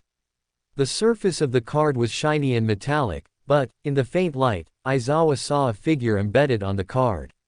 She had brightly colored hair, deep crimson eyes, and a plump face. A name was listed under the portrait. Belle Ramsey. The nurse led me to the second floor of the building, opening the door with the label OX2269. "In case you're lost, just remember that your room number is also on your badge," the nurse politely reminded me as she stood aside, allowing me entry into the space. The room was lit by a few lanterns strung on the ceiling by cords that were bolted to the walls. The color of the walls was a pale white, much like the other spaces in the medical facility. The floor was actually made of a soft carpet-like material, except it was a little coarse. 2 beds were situated on either end of the room. One was a little smaller than mine, which I guessed was the bed that belonged to Damien. My bed was a little larger than his. Both of the beds were covered in a light blue fabric, and a side table, accompanied by another lantern, complemented the beds. A small bookshelf was situated in the other corner, alongside a brightly colored rug and numerous children's toys. For the most part, the toys were all in horrible condition, either having been ripped to shreds, covered head to toe in stains, or so neglected they accumulated a fair amount of dust. "Don't touch my toys," Damien, who was sitting on his bed reading a book, looked up at me and growled in a deep voice, trying his hardest to sound menacing. "I don't play with toys," I sighed, walking over to my bed and sitting down. Next to my bed was a small window that allowed me a view of the botanical garden, which was shielded with a glass dome to protect it from the winter cold. While the surrounding environment was dreary, the dew-covered glass reflected lush, green plants and blooming flowers. "I see you're already interested in the garden. It's not every day one gets a peek at that," the nurse said with a smile, standing in the doorway. I turned back to the nurse, offering her a small smile. It's nice, I never expected something like that to be here." Her calm smile remained on her face as she walked over to the window, placing a palm on the fogged-up glass from her breath. "It belongs to the owner of the hospital, and the founder of the pollinators." Really now, I looked back to the botanical garden in admiration. He always had a fascination with plants and botany. One time I went in there, and when I tell you, I felt like I was inside the rainforests of the eastern continent. The nurse's excitement seemed to simmer as her tone lightened, recalling the pleasant encounter. She then turned back towards the door leading back into my room, pointing towards a strange hole in the wall. "If you have any concerns, simply drop a note through the hole, alongside your room number and problem. We'll send a nurse over to attend to you." Her expression seemed to soften as she turned to Damien, smirking. "Sometimes we get complaints about a lack of dessert." Hearing her teasing, Damien's cheeks flushed a hot pink as he turned towards the wall, pouting like a baby. I couldn't help but smile, chuckling silently from the teasing. I'll make sure he won't bother you anymore. After a little while, the nurse left the room after explaining a few more rules and details on the experience here. Before she left, she had turned back to me and put a bottle on the counter filled with small purple pills. They were sleeping pills. Rudolph tends to yell late at night. I recommend taking a pill about an hour before sleeping, she explained, looking towards the thin wall beside my bed. After she had left, the smile quickly left my face as I turned back to the botanical garden outside, resting an elbow on the windowsill and peering out the fog-covered window. The details and scenes of my dream rushed back into my mind, scenes I had to emotionally suppress while interacting with the nurse. If I were to give details or show any serious abnormalities, I might be locked away where the other, potentially insane patients were. Suddenly, I heard Damien's voice sound behind me. I don't know why she embarrasses me like that, it's mean. I turned around, gazing at the white-haired boy sitting on the bed. He was looking down at the carpeted floor, his arms crossed in a bratty pout. His lower lip trembled, and his entire body was stiff like a board. At that moment, his white eyes fixated on my form by the window. "Are you talking to yourself?" I shook my head, sighing softly as I sat on my own bed, the mattress stiff beneath me as I tried to sink into it, finding some comfort. "You talked first," I replied, my expression unchanging as I sighed. "Shut up," Damien snapped, standing up from the bed and approaching the table with the stacked notes. He grabbed the partially chewed pencil and scribbled down something before tossing it down the chute. I listened carefully, awaiting some kind of noise, but I heard nothing except Damien's breathing. "I told them to move you away," he turned back to me, rolling his eyes. I crossed my arms over my chest, smirking slightly as I looked the boy up and down. "I don't think that's happening, Damien. The nurses put me in here with you, and you'll have to deal with it. I just don't want to turn into a bug, you meanie. You have that demon maggot disease, right?" The boy's question spilled into the now empty room. My eyes widened upon hearing it. It's not that I was shocked to realize I had it, but I didn't want to be feared by anyone. "Jay, just look at you. Your skin is all gray and you look like a zombie." He walked over to the bookshelf in the corner of the room, fishing through the numerous volumes for a few moments before taking out a particularly thick book which looked neglected, obscured by a thin sheet of dust. Damien blew it into the air before opening the book, flipping through the pages before resting on one page in particular. The white-haired boy turned the book towards me. On the pages of the book was something that made my skin crawl. It was a messily drawn image of a humanoid figure. It had darkened skin, hollow eyes, and a pair of insectoid wings protruding from its back, leaving a trail of blood, bones, and bodily fluids behind it. Its fingers closely resembled bones, the limbs seeming to twitch in the lantern light. In messy handwriting that was barely legible was scrawled, "The last person to encounter demon maggots or Trimbris Essenes turned into this horrifying monster." At the bottom of the page was the date, October 24, 1492. That was well over a century ago. I'm not gonna stay in the same room as that thing. I leaned back in my head, staring up at the ceiling as I huffed. "If I turn into that thing, promise me you'll put me out of your misery." Damien shot me a skeptical look. "I'll have the nurses stick a needle in you." At that moment, the door opened. A male nurse stepped inside, rolling his eyes as he approached Damien. "For the last time, Damien. Complaints to have your quartermate removed are not viable. If you have a real complaint, you submit it." Damien turned around, crossing his arms as he pouted. "But I don't want to stay here with Bug Boy." Hearing the nickname, the nurse turned towards me. His eyebrows arched upon seeing my condition, my gray skin, bandages on my head, and sunken eyes making me appear like a zombie. "He may look scary, but that doesn't mean he'll hurt you." "That's what the other nurses said," Damien barked, turning back around. The doctor stepped back, taken aback by the boy's remark. Damien's bottom lip quivered as he pouted again. "I know what happened to your father was a traumatizing incident, but you can't let the past cling to you forever." The doctor knelt down, placing a hand on the boy's shoulder.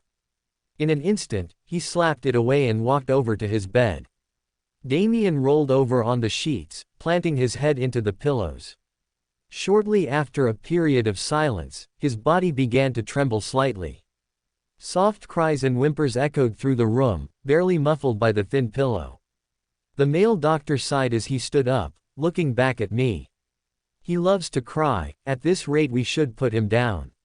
Without saying anything further, the doctor silently turned around and left the room, closing the door behind him. My mouth hung open, shocked by that he had just said. I looked back at Damien, my brows furrowing. I shot up from the bed, slowly walking over to his bed and sitting on the edge of it. I wanted to put a hand on his shoulder, but I feel like he'd bite it off if I attempted to make physical contact. I know you're there, bug boy. Leave me alone." Damien cried through the pillows, his small hands tightening around the edges, wrinkling the stale white fabric that matched his uniform. Shinso politely knocked on the door to Catherine's estate, waiting for the woman to allow him entry. Overhead, the clouds continued to let down a light sheet of snow onto the stone sidewalk. The snow accumulated up the stars, only to shield the one closest to the door by the covering extruding above it. After a few seconds of silence, the door opened. Catherine, clad in a silk dress, smiled softly as she allowed him entry. Carter was splayed in an armchair by the fire, sipping a hot beverage as he looked into the flames, seemingly obvious to the boy's arrival. She guided Shinso into a separate chair by the fire and served the boy some tea. After everyone in the room was seemingly settled, Shinso cleared his throat and began speaking. "Can I talk with you about something?" Catherine exchanged a glance with her fiancé before nodding. Carter seemed to gain interest, placing his drink on the edge of the table and shifting in his chair to face the indigo-haired boy. "Sure, what is it?" Catherine asked, clasping her hands together and resting them under her chin. Shinso drew a heavy breath as he reached into the pocket of his trousers, extracting the 2 photos of the fugitives and splaying them out on the table in front of the duo. "Mind telling me who these individuals are?" Catherine adjusted her rounded glasses, pushing them up the bridge of her nose. She grabbed both of the photos, examining them closely with narrowed eyes. To gain a closer look, she told Carter to turn on the overhead light. When the people in the photos came into view, the small wrinkles on the edge of her mouth deepened as she scowled. "I've never seen them before, Shinso. Come on, be honest to me. If they're you, I won't tell anyone." Shinso leaned in closer to Catherine, looking down at the grainy photos of the man and woman. "Since when did I wear a monocle?" Shinso took the photo of the woman, turning it around to show Catherine. "The resemblance between the two of you is almost uncanny. Are you sure you're not lying to me?" Catherine's brows furrowed as he fingers clasped tighter. "Unfortunately, monocles are deeply out of style," Carter interjected, smirking as he admired the complexion of the man who bore an awfully similar face to himself. "Though, these individuals do look a lot like us." The cluelessness of the duo took Shinso aback. He was certain the people in the photos were Carter and Catherine under some sort of individual identity or something similar. He leaned back in his chair, taking back the 2 photos as he stuffed them into his pocket. "I'll tell the pollinators you're not of any interest." "Pollinators?" Catherine's eyes widened. "You're working with them." Shinso turned back around. "Didn't Carter insist I find employment in this kingdom?" The black-haired woman shot the orange-haired man a deathly glance. "Correct, but that doesn't mean to join the organization currently on our tails."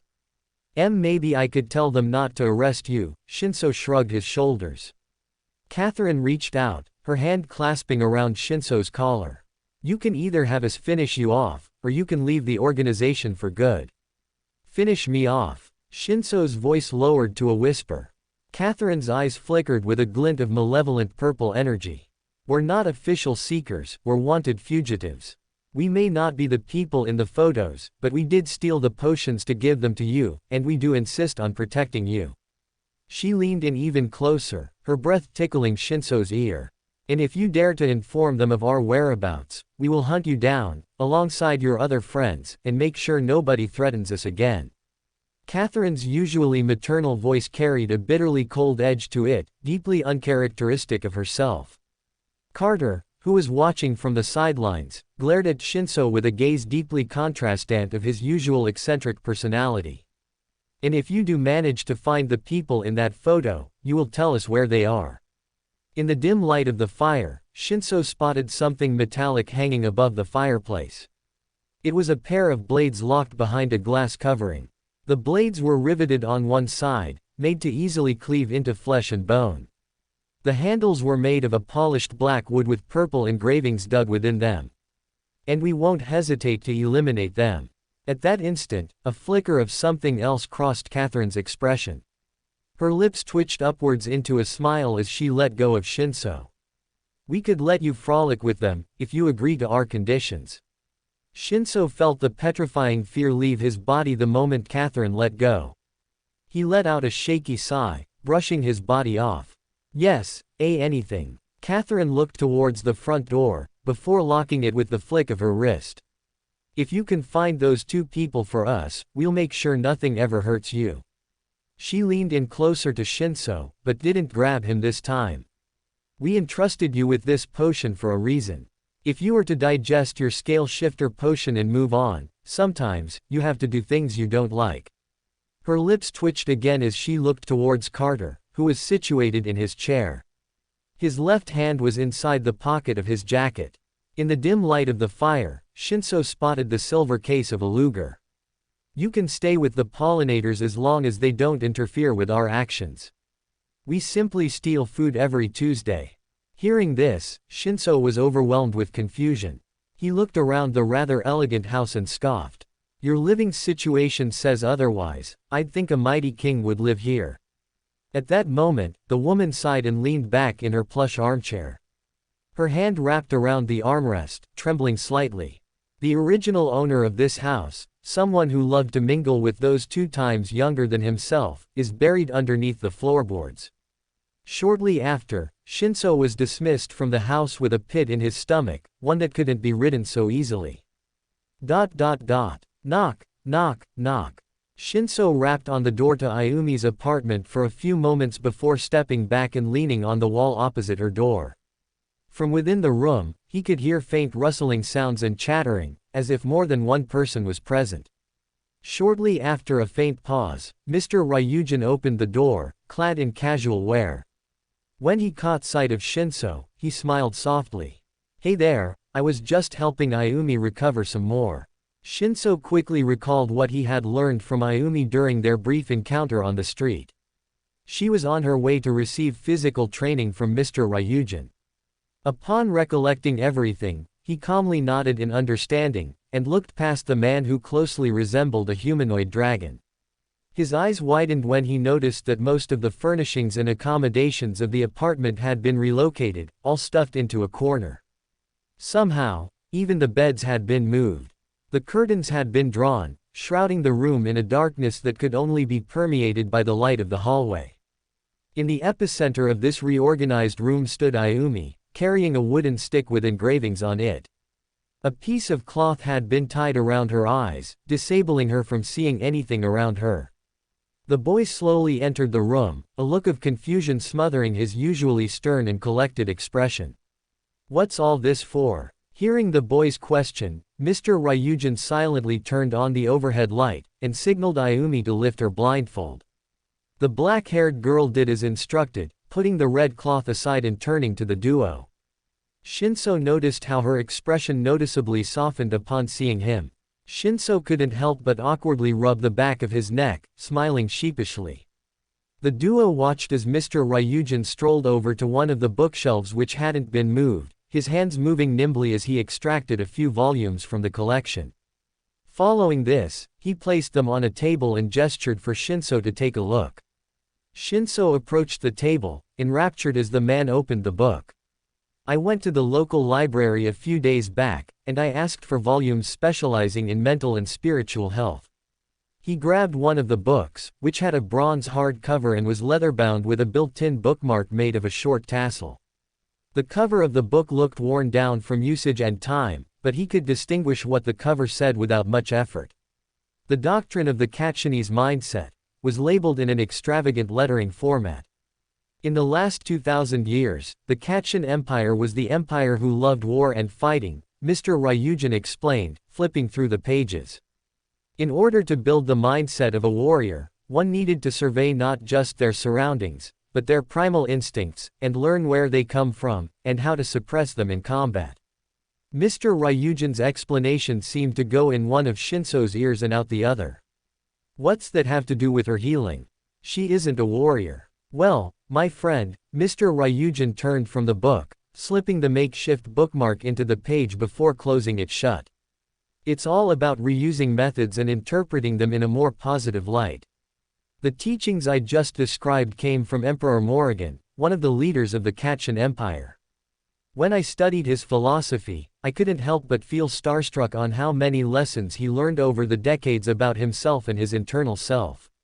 He looked back to Ayumi, his smile widening slightly. I learned from Catherine that she had consumed the Order 9 Bloomer potion, alongside a digestion method. Ayumi put the wooden stick on the ground and leaned on the wall, stretching her hands above her hand until her knuckles cracked. Allegedly, a bloomer is a more philosophical order for most seekers. It requires you to bloom anew and become someone else, someone better. She turned back to the window, drawing the curtains. After that, she placed her hands on the edge of the window. Being quirkless for all of my life made me think like I was longing for something else, like I almost deserved a quirk. Her black eyes softened slightly, and her lips curled up. But after I met Isaac, I seemed to realize that he seemed well off even without a quirk. She paused for a beat, her grip on the windowsill trembling slightly. Even if he had a terrible home life, the best thing about him in my opinion is his effect on the people around him. Her lips formed into a smile.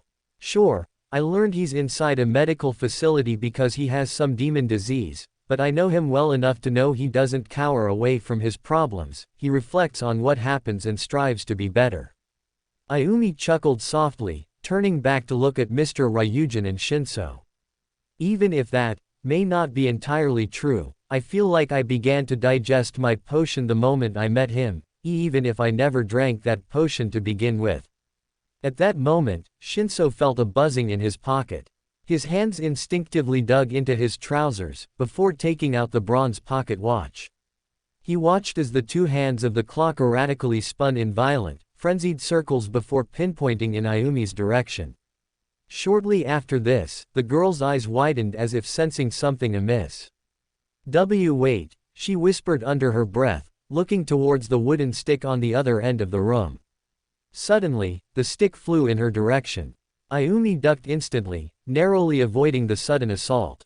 But the wooden weapon didn't continue to pursue her. Instead, it froze in midair, the engravings on the surface of its slightly chipped wood illuminating with a faint greenish hue. The trio watched in awe as the stick began to undergo numerous transformations and configurations. It began to gradually shrink down about the size of a flute, and the illusory green hue brightened in vitality and power. The mystical presence in the room seemed almost palpable as the stick suddenly turned into a small object. It was a wooden disc the size of a coaster, engraved with floral patterns, and embellished with multicolored paints and colors that weren't there previously. Wow! Ayumi knelt down and picked up the disc-like object, holding it up to show the others. Shinso looked down at the bronze pocket watch in his hands, arching an eyebrow. I think it can sense mystical connections and upcoming events like that. He recalled how it had reacted when Captain Moffin turned into the bug-like demon. Surely, it wasn't a coincidence. This pocket watch surely had other uses, right? Do you think we should see Eren? I think he'd know a lot about this. Ayumi exclaimed with a brilliant smile. Shinso shook his head. I believe I have a more professional option. Ayumi and Shinso headed into the Mother Nature Cathedral, taking note of the sheer quantity of plants decorating the inside. This time, Shinso noted a small number of people spread out in the pews, their heads bowed and their hands clasped in worship. Kneeling behind the altar was one of the archbishops, clad in similar attire to the other pollinators. She was an older woman with whitened hair which ran down to her shoulders. The woman was facing the stained glass image of the stone-covered woman decorated with vines and gemstones. Her eyes were closed in solemn worship, mumbling inscrutable phrases and sentences under her breath. As if finally noticing the duo's presence, her golden eyes opened and she turned around to face them. "You're here for a more serious matter, aren't you, Pollinator Shinso?" Hearing the nickname, and remembering Ayumi's cluelessness to his current rank and position, Shinso's cheeks flushed a faint pink as he nodded his head. "It's a matter relating to my friend here."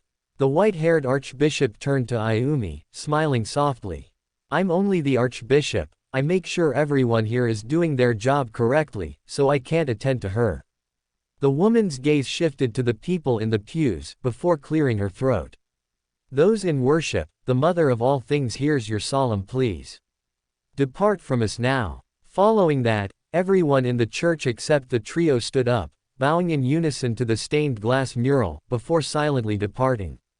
After everyone had cleared out, the stone floors of the altar suddenly shifted inwards, revealing the underground staircase descending into darkness. The torches on either end of the stairs lit up, allowing the duo ample light to prevent injury. "Go now, Pollinator Shinso, and take your accomplice with you." Shinso looked at the woman, nodding his head, glancing at Ayumi for a few short moments before the duo descended down the staircase. The archbishop watched calmly as the stone floor slid back into place, shrouding the cathedral back into silence. After a short period of time, she turned back to the mural on the glass and knelt down, continuing her prayer. When Ayumi and Shinso stepped into the main section of the underground chambers, they were immediately gravitated to the surgery of the Trimbris in the corner. Ayumi's eyes widened as she took a step back, her hand instinctively wrapping around the hem of Shinso's vest. "What the hell is that?" she mumbled, her voice a low, trembling whisper as she gazed into the rolled-back eyes of the creature, which had now turned bloodshot and cold. "A Trimbris, I don't think I've seen you around here." A man with a bulky build, dark skin and a noticeable lack of facial hair entered the lights, looking towards Shinso and Ayumi. It was Humphrey. "She's the candidate I mentioned earlier," Shinso said, looking towards Ayumi. The dark-skinned man's mouth twitched around the edges as he walked over to the girl, nodding his head in a gesture of indefinable respect. "It's not every day a young woman like you strives to be among our ranks." Me. Ayumi shook her head, a look of puzzlement crossing her face. The black-haired girl looked towards Shinso, shaking her head. "I never opted to join this organization, Shinso simply brought me here because of this." Ayumi reached into her pocket, before taking out the wooden disc inscribed with floral patterns. She slowly held it up to the surgical lights situated on the other end of the room, allowing Humphrey to gain a valuable look at its traits and features. Humphrey slowly grabbed the object from her grip, holding it in his large, meaty hands. After a few seconds of tense, observatory silence, he gazed back at the duo and smiled softly. "Come to my office, I think I have something you both should see." The duo quickly exchanged glances. Shinso seemed slightly eager, while Ayumi appeared to be more on edge with the entire ordeal, with how sudden the track of events was in such a short day. They both followed Humphrey down the dimly lit corridors, the lantern lights illuminating either side of the stone walls. After coming to his office, Humphrey smiled softly as he opened the door and allowed them entry inside his office. While Shinso had gotten slightly used to the sight, Ayumi noticeably tensed when she caught sight of the carnivorous plants lining the shelves, all covered with protective glass casing. She glanced at Humphrey, her face paling slightly. "What are those things?" She pointed at the creatures inside the glass cases, particularly at a black flower-bearing rows of sharp, almost canine teeth. "Just my pets," he replied. "They also help with flies and pests." But they're under glass," Ayumi continued. At that moment, Humphrey chuckled as he opened a drawer in his desk. He took out a jar filled to the brim with flies and other insects. Shinso and Ayumi both stared at the jar in noticeable fear, Shinso's body shivering while Ayumi clenched her eyes shut. The dark-skinned man walked over to the shelves lined with carnivorous plants, before slowly unscrewing the lid of the jar. As if on instinct, the plants instantly reacted, their tongues darting through the glass of their cases, snapping and biting at the flies swarming the air. The duo noticed how they didn't feel the flies crawling on their skin or going in their direction. The number of flies was surely in the hundreds. Why aren't they going near us? Ayumi asked. The leaves of the plant had been biologically engineered to contain and emit a pheromone only the flies find appetizing. The sensation is so strong they wouldn't want anything else. Humphrey pointed to the other end of the office. When the duo looked in its direction, they noticed something unorthodox. A large plate was sitting on a chair in the corner of the office. On the plate was a large chocolate cake with chocolate and vanilla icing. No wonder, that's probably to test the fly's susceptibility to scents. Shinso deduced. After all the flies had been consumed, Ayumi turned back to Humphrey, feeling a surge of confusion. You wanted to show us flies and plants. The man shook his head, smiling softly. Nope, I just thought you'd want to see something cool first. Humphrey walked back behind his desk and turned around, facing a portion of the wooden wall with a purple curtain hanging on it. He gave a faint smile as he parted the curtain, revealing a painting of a man. His hair was white, though the average passerby could tell it wasn't his actual hair and instead a wig. The edges of his jaw were sharp like blades, and he had a broad forehead, accompanied by narrow yet valiant eyes. He was clad in more noble attire, having a high collar that ticked his cheeks and a puffed-out shirt with a cravat and stuffed sleeves that resembled pillows that had been stuffed a little too much with feathers. Below the image of the man was a quote written in a solemn font. The essence of a pollinator is to plant seeds of protection in the hearts of all. The quote was spoken by a man named Ulysses Steiner. Humphrey turned back to the duo, pointing at the photo. It's required that all pollinators, new and old, learn about the greatness of Ulysses Steiner. But, I'm not a pollinator, Ayumi said, feeling a wave of uncertainty rise in her chest as she looked at the portrait of the man. That doesn't matter. After all, he gave lessons that benefit us all. Humphrey reached into his desk and took out a thick book, which was shielded in a cloud of dust. The dust was sent into the air the moment he dropped the book onto the desk, causing Shinso and Ayumi to cough out loud. Seems like you haven't had any new members in a while, Shinso quipped. The dark-skinned man shook his head. Our most recent entry, aside from the likes of you, was over 50 years ago. That's before I was born. Without speaking any further, Humphrey opened the book and flipped for a short moment, before stopping on a page covered in small words, much like a novel. Upon closer inspection, everything was in quotes. He looked back up at the duo, his smile dropping to a straight line lined by his puffy lips. He reached to the edge of his desk and picked up a pair of rounded reading glasses. Ulysses Steiner was a great philosopher, inventor, and cultivator of knowledge. Humphrey picked the book and walked in circles around his desk as if teaching some kind of lecture to students. When Shinso looked at Ayumi, she noticed her trying to stifle an amused chuckle. Luckily, Humphrey didn't seem to notice for the most part, his reading glasses slowly sliding down the bridge of his smooth nose. In his lifetime, before he mysteriously vanished in a veil of mystery, Ulysses was a soldier of the mind, preferring strategy, logic, and careful reasoning over the more brutal, brutish, and straightforward means of confrontation. Suddenly, Ayumi habitually raised her hand like she was in class. Humphrey looked towards her and nodded. What do you mean vanished? She asked, leaning forward. The dark-skinned man sighed softly. For the most part, it's unknown how he vanished. Many historians surmised he was either assassinated and buried elsewhere, kidnapped, or for some reason, he fled elsewhere from his town. After clearing his throat once more, he kept speaking. Being a brilliant and steadfast scientist and alchemist, Ulysses often dabbled in the facets of alchemy, biology, and overall, science, eager to learn about the world around him. Of course, my husband was always like that. Your husband? Shinso cocked an eyebrow, his face flushing slightly. Seeing Shinso's visible puzzlement, Humphrey scoffed and shook his head, amusement slowly tearing at the corners of his lips. These excerpts on the page are directly taken from the diary of Melissa Steiner, his wife. Oh. Shinso's shoulders slouched. The thought of same-sex relationships sent a shiver down my spine, especially thinking about his current feelings with one he knew. How long will this take, sir? I didn't come here to learn about some hag from a few centuries ago. Ayumi questioned, holding up the wooden dusk with floral patterns. Upon seeing this, Humphrey's expression darkened as he scoffed. Our leader will not be stifled for something as silly as that thing. His voice lowered, taking on a marginally uncharacteristic tone. Shinso tensed when he saw Humphrey lean in close to Ayumi, his eyes boring into hers with a strange, refined malice.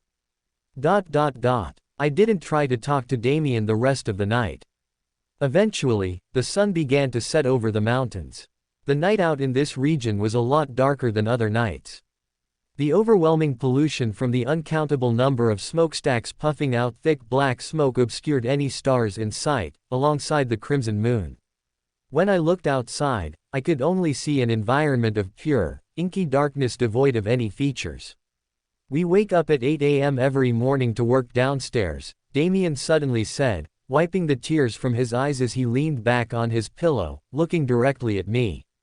Hearing his words, I felt a sudden wave of confusion. They make hospital patients work. Isn't that a bit cruel? The white-haired boy looked towards the wall opposite the door, scoffing. They say if you can walk, you can work. It's like their catchphrase. I didn't say a word as I leaned back in my own bed, staring up at the ceiling illuminated by the lamps. I've only been here a few hours and I already hate it here. Damien laughed cruelly, clutching his pillow to his chest whilst letting out final sniffles. Get used to it, meanie. You'll be here until you're all better again. What did they make in the basement anyways? I asked, my gaze never leaving the dimly lit ceiling.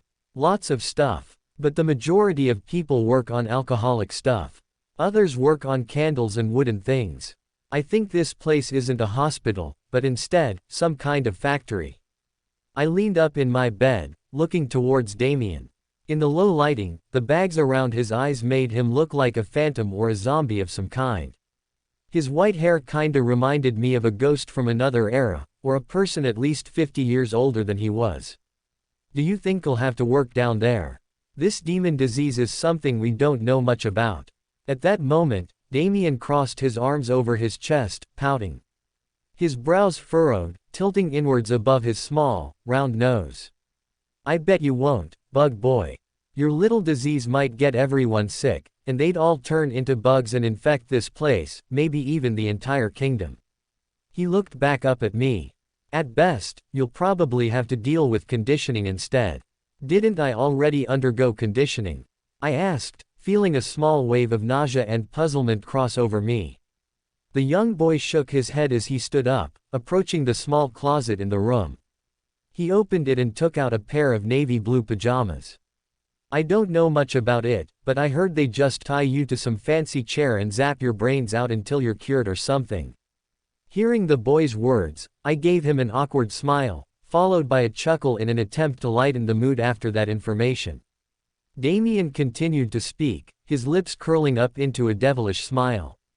I hope I get to watch you go through that, might even have some snacks in there. After Aizawa left the underground market, the duo immediately bid each other farewell. Leo insisted on heading back to his restaurant to explain Sanson's death, alongside the sanitation and labor issues regarding the cooks and staff. Aizawa, on the other hand, immediately beelined for Obero's apartment. He knew today was Thursday, the annual dinner between the friend group. He also knew Isaiah would be present there. Without saying another word, he stuffed the silver card into his pocket and headed down the street, before taking a rental carriage back to Obero's apartment. As he stepped out of the carriage in front of the somewhat run-down building, a pit formed in his gut. After taking a small while to suppress his emotions, he now calmly entered the apartment and headed to the third floor, where he knew Obero's room was. The hallway lining the doors was dark and moist. Only the faint flickering of the kerosene lamps provided him a look down the corridors. Suddenly, a foul odor flooded the hallway, making him instantly cover his nose with his hand. He watched in revulsion as one of the people in the same hallway as Obero, a young woman with a gaunt face, placed a big filled with something mortifying into the hallway, nestling it by the door.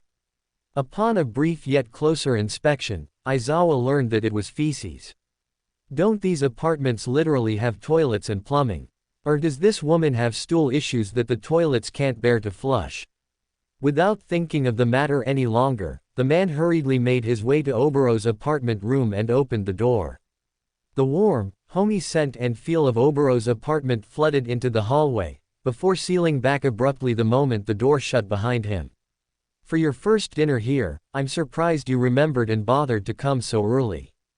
Oburo, who was caught head first in washing dishes, looked back to Aizawa and offered him a small smile.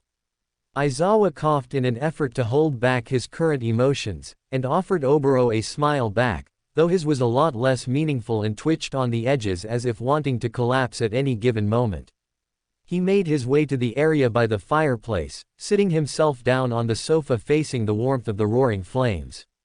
If you don't mind, how about you shovel a little bit of coal into the fire? Oburo asked, his focus never leaving his current task. Without saying a word, Aizawa slowly stood up and walked over to the section of the floor where the wooden floor shifted into cold tiles. Hanging by the fireplace was a series of iron tools, some more worn from use than others. After making a quick deduction, Aizawa picked up the tool that closely resembled a shovel. On the far end of the fireplace was a wooden box filled to the brim with the iron black rocks, some spilling onto the floor from the sheer quantity that had been purchased. After shoveling enough coal into the fire to allow the apartment to substantially warm up, Aizawa collapsed back onto the couch and slowly let out a long sigh. His hand darted back into his pocket to ensure the silver card was still there. And sure enough, it was. Suddenly, there was a knock on the door, followed by Catherine's voice. Oburo put down the last of the dishes and approached the door, allowing her entry. Carter followed behind her, but he didn't carry any food.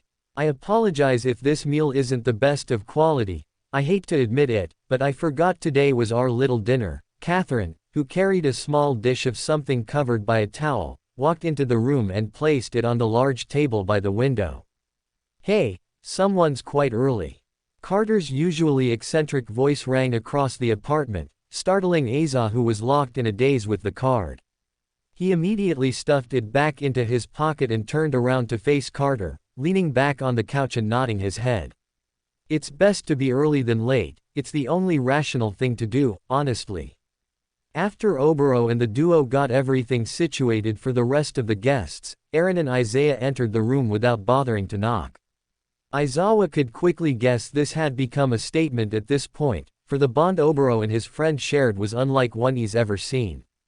The older man with white and gray hair entered the room carrying a large bottle of dark green rum. Isaiah, on the other hand, carried nothing in his hands. In fact, his hands were stuffed in his pockets as he rolled his eyes, grumbling under his breath from the forced attendance. Whilst Oburo, Catherine, Carter, and Eren prepared the meal, Isaiah put on a pair of glasses specifically patented for his one eye, and sat down on the far end of the sofa, engrossing himself in a book. Where are the kids, besides Isaac? Catherine's brows furrowed as she turned to Aizawa. I don't know where they are. But for the most part, I'm sure they're safe. He turned his head over the back of the sofa and continued, his lips forming a comforting yet subtle smile. I'm sure they'll remember this little occasion and make their way back to the apartment. As if on cue, the door, which had been left open by Eren, was entered by another two figures. Shinso and Ayumi entered the apartment without saying a word. Shinso's shoulders were slouched as he yawned, while Ayumi's body language screamed she was tense in some way. Aizawa immediately took notice of this and didn't hesitate to speak. What happened to you guys? He asked. We just got back from the cathedral. Apparently they wanted to give us a long-ass lecture on their founder or something before answering any of our damn questions, Shinso groaned, plopping down at the table and slamming his head into its wooden surface. But hey, at least I learned that this is a potion fragment. Ayumi took out the wooden disc with floral patterns, showing it to everyone. At that moment, Catherine turned around with wide eyes, her mouth slightly agape. Already? She shot up from her chair, walking over to Ayumi before unexpectedly wrapping her in a hug, a tight one. "You'll digest your potion in no time." The girl's face noticeably paled from the sudden contact, wanting to hide herself from view. A sudden yet sharp ahem from Carter roused her from this. Catherine suddenly realized what she had been doing, immediately dropping the girl back to her feet and shuffling back to her seat, letting out a shaky sigh, followed by a noticeably strained smile. "I apologize, Ayumi." Catherine's left hand coiled around a few strands of her black hair as she spoke. "You've never been that good with children, I see." Carter smirked. "That makes me sound like a damn butcher." Catherine snapped back. "Be grateful I don't go out into the streets murdering all the children I see." The light banter between the two was abruptly ceased as Aaron stood from his seat, clearing his throat as he smiled at the people sitting at the table. He poured himself a glass of rum and lifted it into the air, silently encouraging a toast among the friends. Without any further arguments, they all stood up and clashed glasses, before downing the small servings in unison. Aizawa remained on the couch, watching from the sidelines. At that moment, Isaiah adjusted his glasses and turned to him, arching an eyebrow. "Your girl seems eager to advance." Aizawa was momentarily caught off guard by the statement, but he quickly adjusted his posture and turned to Isaiah, nodding his head. "She didn't have powers until now. I'm not surprised she's eager to advance any further." Being eager to advance is both a positive and negative thing, Isaiah continued, placing his small book on the coffee table. Aizawa secretly read its title for a few seconds. It was a book about alchemy. "Why?" Aizawa asked. The man with white hair and one yellow eye smiled, looking towards Ayumi. "Someone as strikingly pretty as her would get a little too much attention after advancing to Order 7 of the Saint Pathway. From what I've studied, it changes one's gender to the opposite of what they are now." Aizawa felt a small surge of shock upon hearing that. He leaned back a little, asking curiously, "Why would that be a bad thing? I don't know much about Ayumi or her psychology, and you seem like you know a lot about what you're talking about." Isaiah's voice lowered to a whisper as his smile widened. "I know you took my card of replication, Aizawa. And I'm pretty sure I have her name on it." "Huh." Aizawa froze in his spot. Isaiah suddenly extended his hand, and the card shot out of Aizawa's pocket, magnetizing to Isaiah's wrinkled palm. "Tell anyone here, and I'll kill you. Easy." Aizawa looked towards the others in the room, watching them quietly talk amongst themselves. "What does all of this have to do with Ayumi? What do you mean by having her on the card?" Isaiah stood up, looking down at Aizawa. "Follow me, please." The duo walked into the nearby bathroom, and Isaiah locked the door behind him before turning on the lights. He looked in the stained, slightly cracked bathroom mirror for a few moments before speaking once again, his one yellow eye shimmering in the dim illumination. "The card allows me to copy the looks and appearances of anyone I desire as long as I possess their DNA." He held up the card to show Aizawa, the image of Belle Ramsey surfacing on its illusory surface. "Being partners in crime with Sanson a few years back helped me gather enough identities in the meantime." Aizawa took a step back, almost falling into the tub. His entire body trembled as an eerie cold sensation crashed over his body. He watched as Isaiah pulled out a strand of hair from his pockets. It was long, thin, and black. "Luckily, I managed to snatch a little while she wasn't looking." Isaiah's eyes narrowed as a Cheshire smile resembling Carter's own spread across his aged, wrinkled features. The man held the strand of hair up to the surface of the card, and shortly after, Ayumi's face appeared on its surface, alongside her full name. Aizawa's fists clenched at his sides, his teeth gritting in his mouth as he tried his hardest to suppress his anger and fear. "I came here to tell everyone about what I saw you do down in the market," Aizawa spat, his voice scolding and bitter in contrast to the rather chilly air of the bathroom. Isaiah stuffed the card back into his pocket, now grinning as he leaned back against the mirror. "Not if you can't remember why you came here to begin with." At that moment, Aizawa's body froze in place, the trembling of his limbs coming to an eerily abrupt pause. The man watched, his entire body paralyzed from his head to his feet as the colors and images in the room slowly desaturated and turned blurry. The last thing he saw before losing consciousness was Isaiah's smirk, which never left his face as he watched Aizawa like a malevolent king upon his throne. The scene in the bathroom fizzled out of Aizawa's memories, and the man's crimson eyes glazed over as if losing the life within them. His lips parted as if wanting to speak a word or two, but nothing spilled out, not a single sound. As Isaiah waved his hand again, Aizawa silently fell to the floor, and Isaiah quickly left the bathroom, his gaze never leaving Aizawa's form. For more thrilling fanfiction stories like this, check out my channel Fanfic Audiobook. Dive into epic adventures, mysterious realms, and legendary journeys brought to life through immersive storytelling. Don't forget to like, share, and subscribe for more amazing audiobooks.